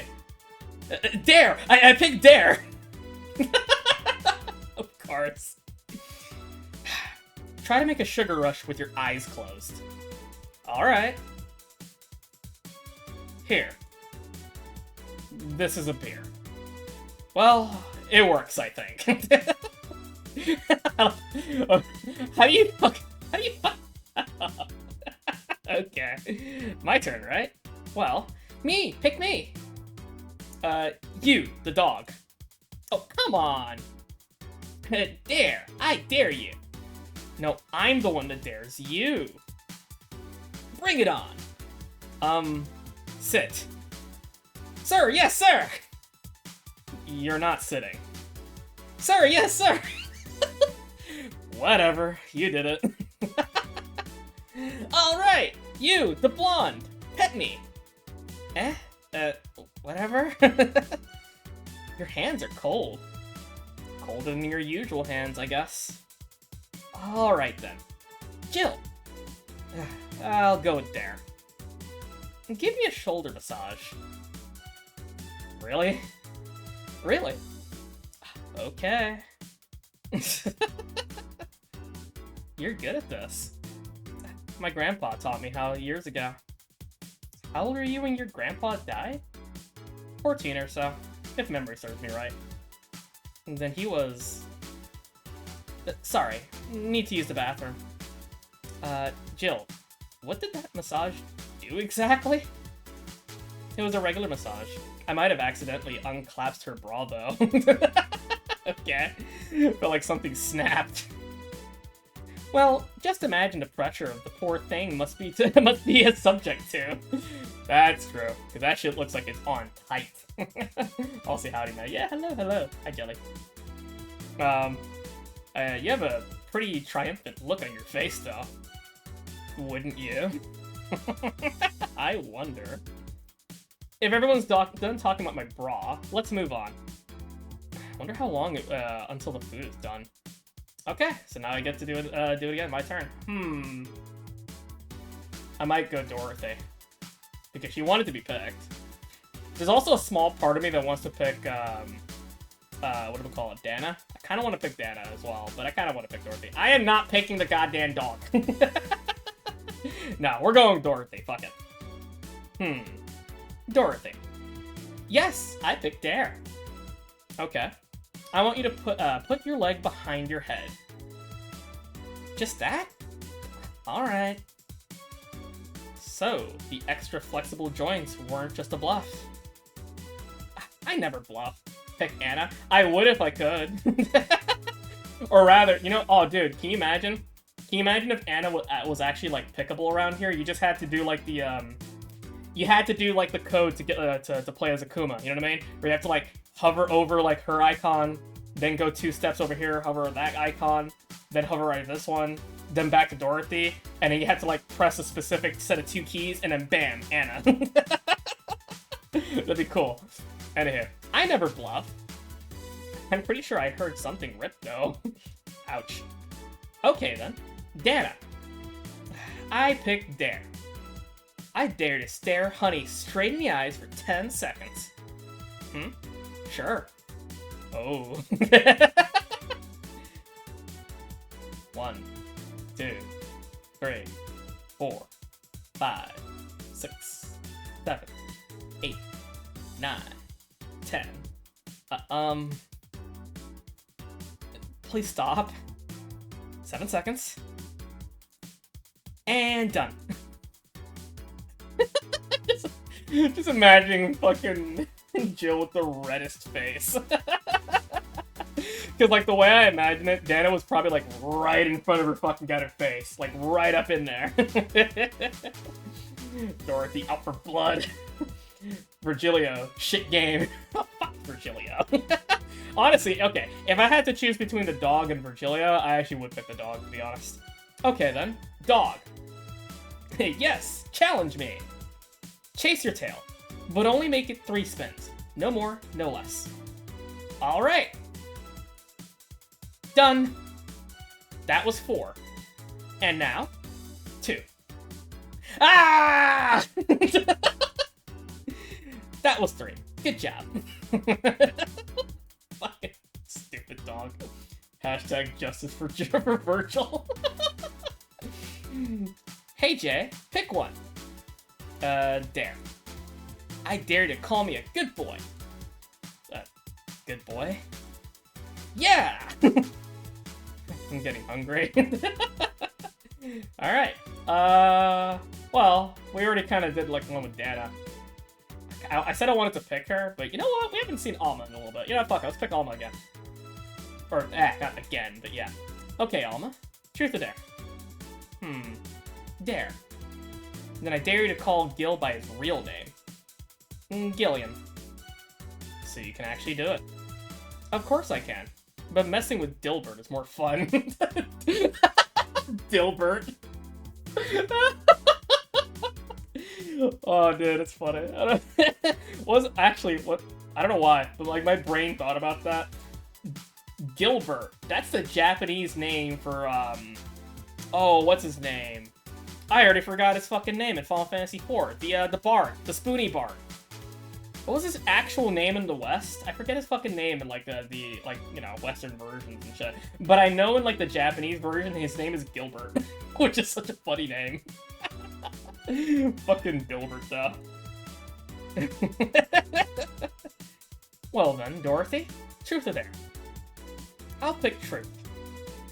Do you have any dreams you'd want to eventually fulfill? Well, this might sound silly, but I'm gonna work with kids. Oh? I have a friend that works in an orphanage. I help her from time to time. Yo, Dorothy on that fucking Yakuza 3 fucking goddamn arc? Let's go. I want Dorothy in like a Hawaiian shirt, like a floral shirt or whatever, you know what I mean? Taking care of kids in an orphanage, you know? By the side of the fucking, like, the shoreline. That'd be great. And then if anybody messes with the kids and shit, she just fucking beats the fuck out of the fucking perpetrators and shoot them with their fucking finger guns. That'd be great. And then she spams throws. Because that's the most you can really do when it comes to breaking guards. Anyway. Oh, man. And I find it so much fun to work with kids. I can't explain why. Call girl of Dojima. Call girl of fucking Dojima. Jesus Christ. If I had to pick another job or think of something I want to eventually try, it would be that. Or that would be it.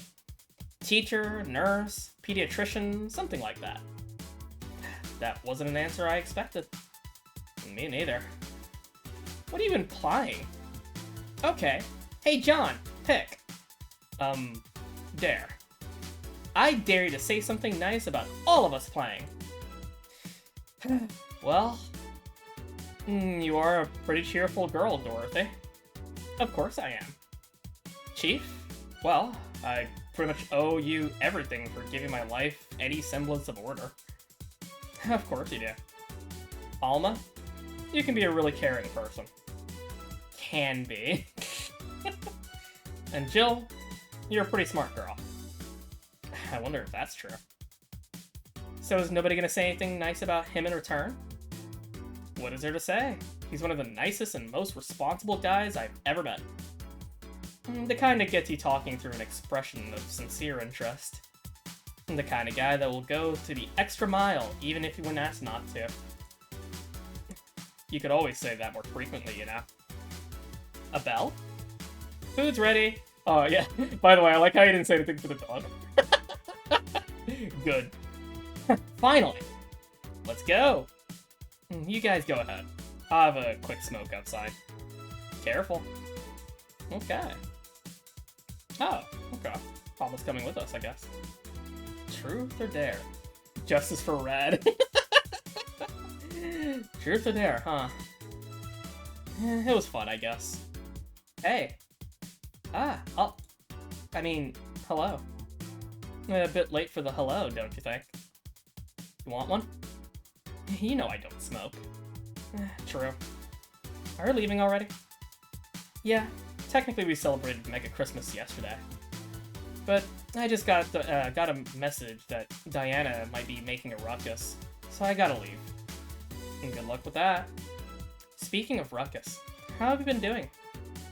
fine, I guess. All of this has helped keep my mind off things for a while. Is it weird to feel an absence of someone you had no contact with whatsoever for the last 3 years?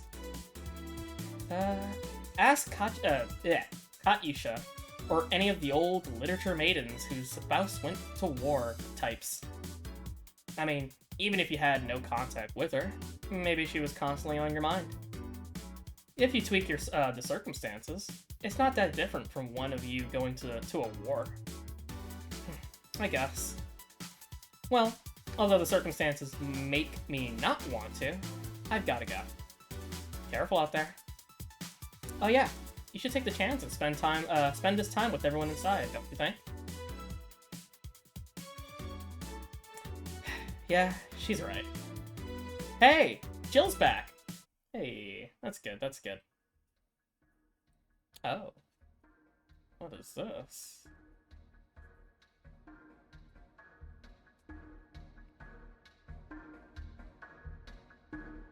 Interesting.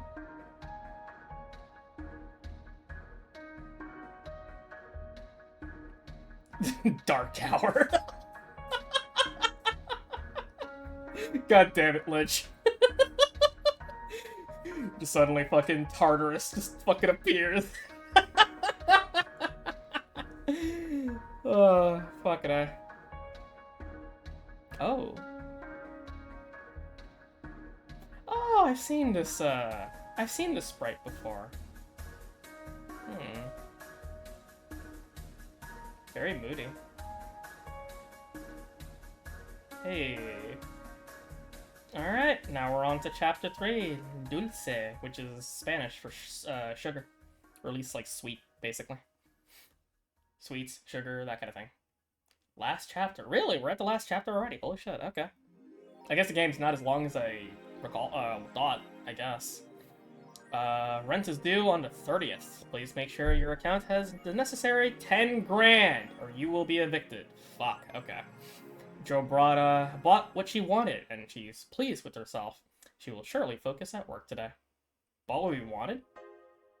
I guess we already bought, like, one of the things that she needed, like, way earlier, I guess. Maybe. But, okay. Have a very nice day. Was it the Yeek figure? It probably was. That'd be fucking funny. You've been using that hoodie a lot lately. Shut up. It's cute. Anywho. Alright. Huh? Shit. Might be close with the payment. Yeah. I was thinking that. 10 grand?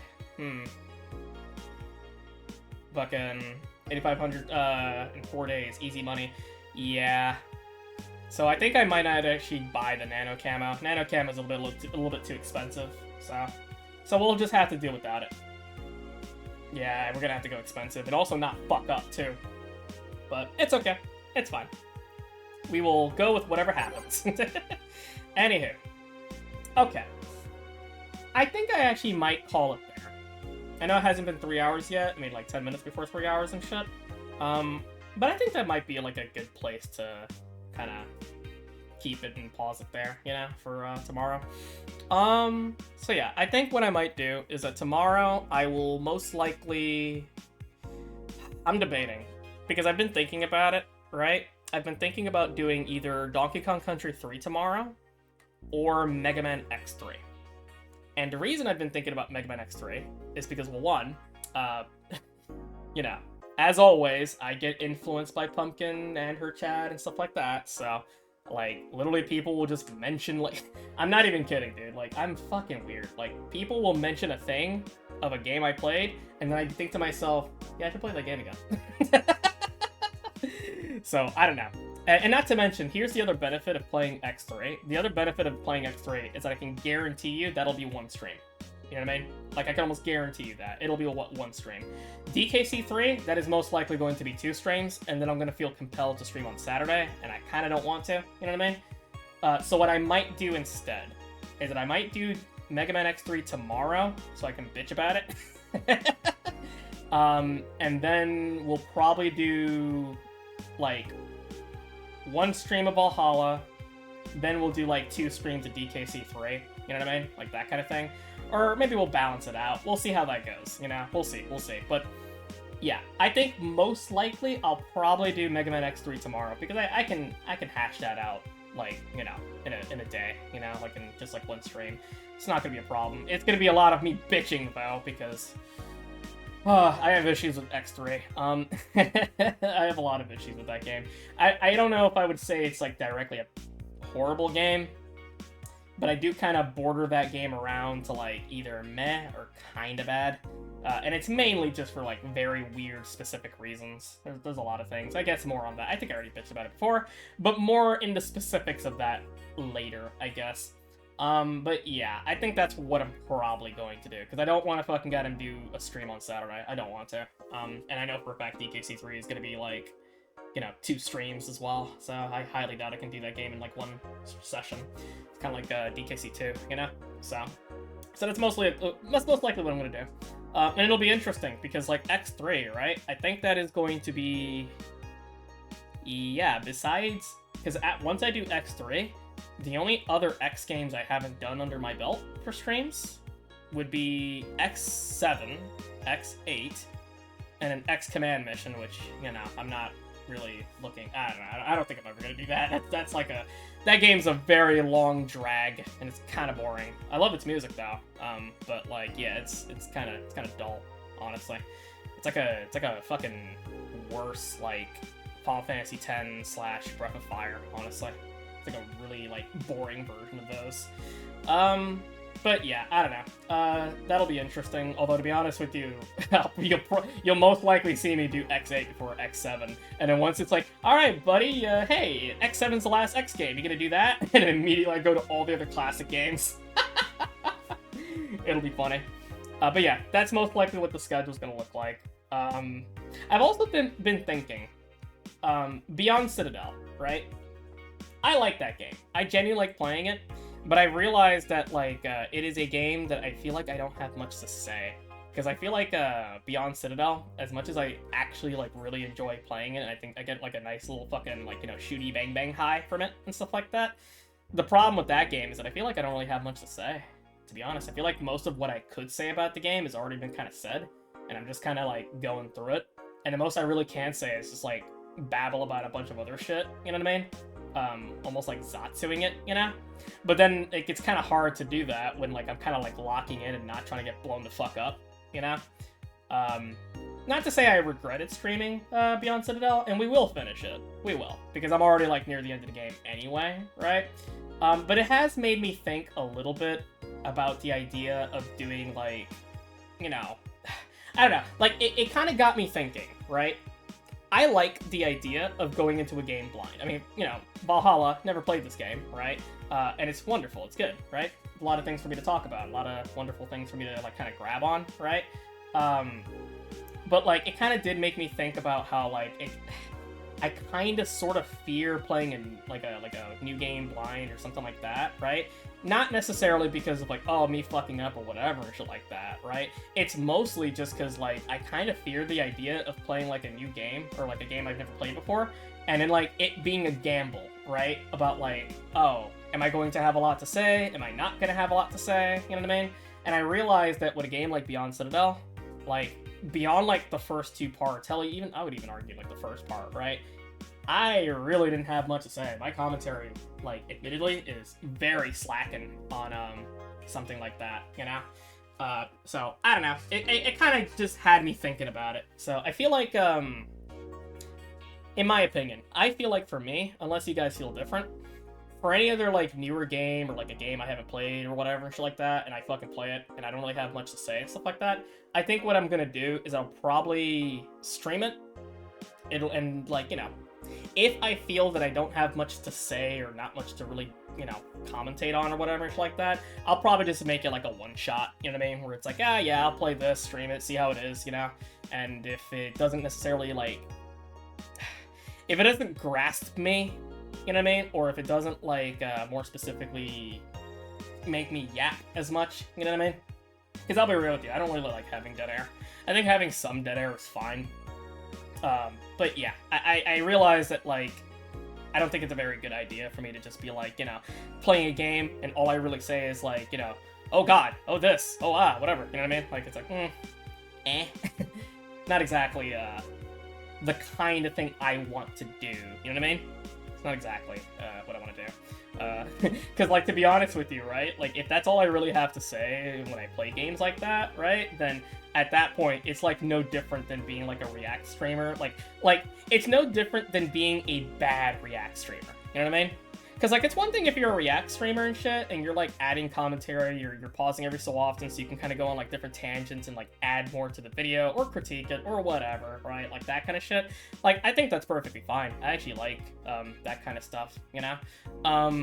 But, like, you know, the bad kind of reaction shit is specifically when, like, you know, oh, hey, you see a video, and then, like, all you say is, like, the most basic bitch-ass shit, no commentary, no nothing. It's like, yeah, I don't know about that. And I kind of feel that way as well. That's something I've been thinking about, and I'll admit, I've been kind of feeling that way with Beyond Citadel, so. As much as I really like that game, like, don't get me wrong, I love that game. I think that game is really fucking kind of fun to actually play. I just don't think it was actually a very good choice for a stream game, to be perfectly honest with you. I probably should have just made it a one-shot. Personally, that's just me. So, yeah, nothing wrong with one-shots. Not everything needs to be a series. Yeah. I think that's kind of how I feel about it. So, and I think that's most likely what's gonna happen from here on out. At some point, I do want to maintain Battle Network because I still have a lot to say about Battle Network, you know, because I grew up with that game and shit like that. Only reason I put Battle Network on the back burner is because, well, you know, kind of awkward to be doing like 2 long-ish games. I mean, granted, Battle Network's definitely longer than this game, right? But like 2 long-ish games with like a lot of reading and shit like that, it's like, whew, kind of a mistake. You know what I mean? So yeah, that's why Battle Network 3 is on like the back burner. I think what I'll do is that once we finish Valhalla, then we'll continue Battle Network 3, right? And we'll make that like the front runner when it comes to like long games. You know what I mean? I think that's what I'm gonna do. So. But yeah, anything else though, when it comes to like a game I've never played or something like that, I want to do that. Like, I actually do want to fucking play more games like blind and just go into it and shit like that. But again, I don't know if depending on how good it is and stuff like that, or like, you know, my commentary, how much I want to fucking yap about it, how much I get passionate about it, that kind of thing, right? Then yeah, it'll either just be a one shot or it'll just, you know, maybe we'll see. It'll probably go on from there. So. But yeah, that's basically what I've been thinking about, and that's probably what I'm going to be doing from here on out, you know? Because, yeah, I don't think every game I play has to, like, be streamed, like, in a full-on series. I mean, unless people really want me to, you know? Then I guess, but, you know. Again, I just feel awkward whenever I, like, play a game, and it's just, like, I don't have much to say. There's not, like, a huge passion, you know? Because, like, you know, I'll play, like, a Mega Man game and shit like that. It's like, oh, yeah, I got all sorts of fucking goddamn shit to talk about. All sorts of fucking random nonsense to talk about with the games and other shit and stuff like that, you know? But then there's, like, some games where it's just, like, I kind of go, like, autopilot, you know what I mean? It's like, well, okay, not autopilot in gameplay, but, like, autopilot in, like, commentary. And I don't really like that, you know? It's not exactly what I want to do. I don't feel good about doing that, if that makes any sense, you know? So, yeah, I don't know. Like, I don't know, this all sounds kind of weird, but it's like a weird, like, not perfectionist, but it's not the kind of thing I want to do. You know what I mean? That's basically the way to say it. So, but, yeah. Anyway. Okay. That's basically all I gotta say about that. But, yeah, tomorrow, yeah, fuck it, I'm just gonna pull the trigger. It's gonna be fucking Mega Man X3, just because I don't want to stream on Saturday, and, it'll be just one stream, and I'll have a lot to bitch about. Because, honestly, like, between Mega Man X3 and Donkey Kong Country 3, like, Donkey Kong Country 3, I think, is the better game, personally, right? A lot of people give fucking DKC3 a bunch of fucking shit, like, a lot of shit, and I think it's for undeserved reasons, you know? Everyone fucking got him, whenever they bitch about DKC3, it's always about Kiddy Kong. Oh, Kiddy Kong is lame, Kiddy Kong is this, and it's like, okay, look, yes, Kiddy Kong is nowhere near as cool as Dixie, Lanky, I guess even Tiny, I suppose, right? Like, fucking, hell, even Chonky, to be honest with you. Sure, fine, I understand that, right? But also, he's fine. he's not like a game killer, bro. You know what I mean? Like, I don't know. Like, I am not that bothered by fucking goddamn Kitty Kong, you know? He's okay. He's fine, right? If anything, the real issues of fucking DKC3, in my opinion, is the fucking Banana Birds and the kind of weird fucking pacing about how they handled the end of that game. It's nowhere near as climactic as, like, DKC 1 or especially 2, you know what I mean? But other than that, though, right? I think DKC 3 is a damn good game. Like, genuinely. I think it actually has some really fucking kind of fun levels, fun gimmicks, you know? It does have some gimmicky levels and shit, but I don't think they're anywhere near as intrusive as fucking Crash 3. Because Crash 3's fucking gimmicky levels and shit, as much as I like Crash 3, I'm gonna be real with you, I'm not in love with the motorcycle levels, I am not in love with the jet ski levels, I am also not in love with the fucking goddamn the airplane levels, even though I loved playing Ace Combat music with them, because it's funny as fuck. You know what I mean? But them motorcycle levels, though, they get kind of tiring after a while, you know? Even worse when it's like you miss a box and you're like, ah, fuck me, gotta restart the level. You know what I mean? It's like, ah, hate that shit. But, yeah, no. But yeah, like, the gimmicky levels in DKC3, I don't think they're as intrusive. And then you get fucking got a Mega Man X3, which, okay, again, I know, I'm heavily influenced, and you know what, sure, it might be a minority, that's fine, because I don't really, like, pay attention to, like, Mega Man fan base and fandom and stuff, because fandoms are cringe and lame. I stick to my lane, right? But, like, I swear to God, I feel like people give X3 a little too much credit, you know? Because, like, some people sit there and be like, oh yeah, X3 is, like, a better game than X4. It's like, really? You sure about that, homie? I don't know about that. I don't know about that. Like, I can understand if you, like, say, for example, you prefer playing X3 over X5. I kind of get that, right? Because X5 has a lot of fucking yapping. It has a lot of fucking, like, you know, the whole thing with Alias, like, really atrocious, right? Like, that shit gets old after a while, you know? Like, the best part of fucking X5, like, the base game itself, not including the fucking improvement hack, right? Which is amazing, it's a good hack. But, like, best part is when you get to the fucking final stages and shit, and you don't have to fucking deal with Alia interrupting your gameplay ever again, you know? Like, oh, thank fucking God, right? So I can totally fucking get that. That, and also the part system is confusing and doesn't make any sense, and you have, like, the fucking RNG shit of how, you like, the Enigma and the fucking shuttle works. That whole thing is fucking stupid and needless and confusing, and it's kind of pointless. It's just not that well implemented, you know what I mean? So, like, from that kind of perspective, I could totally get it.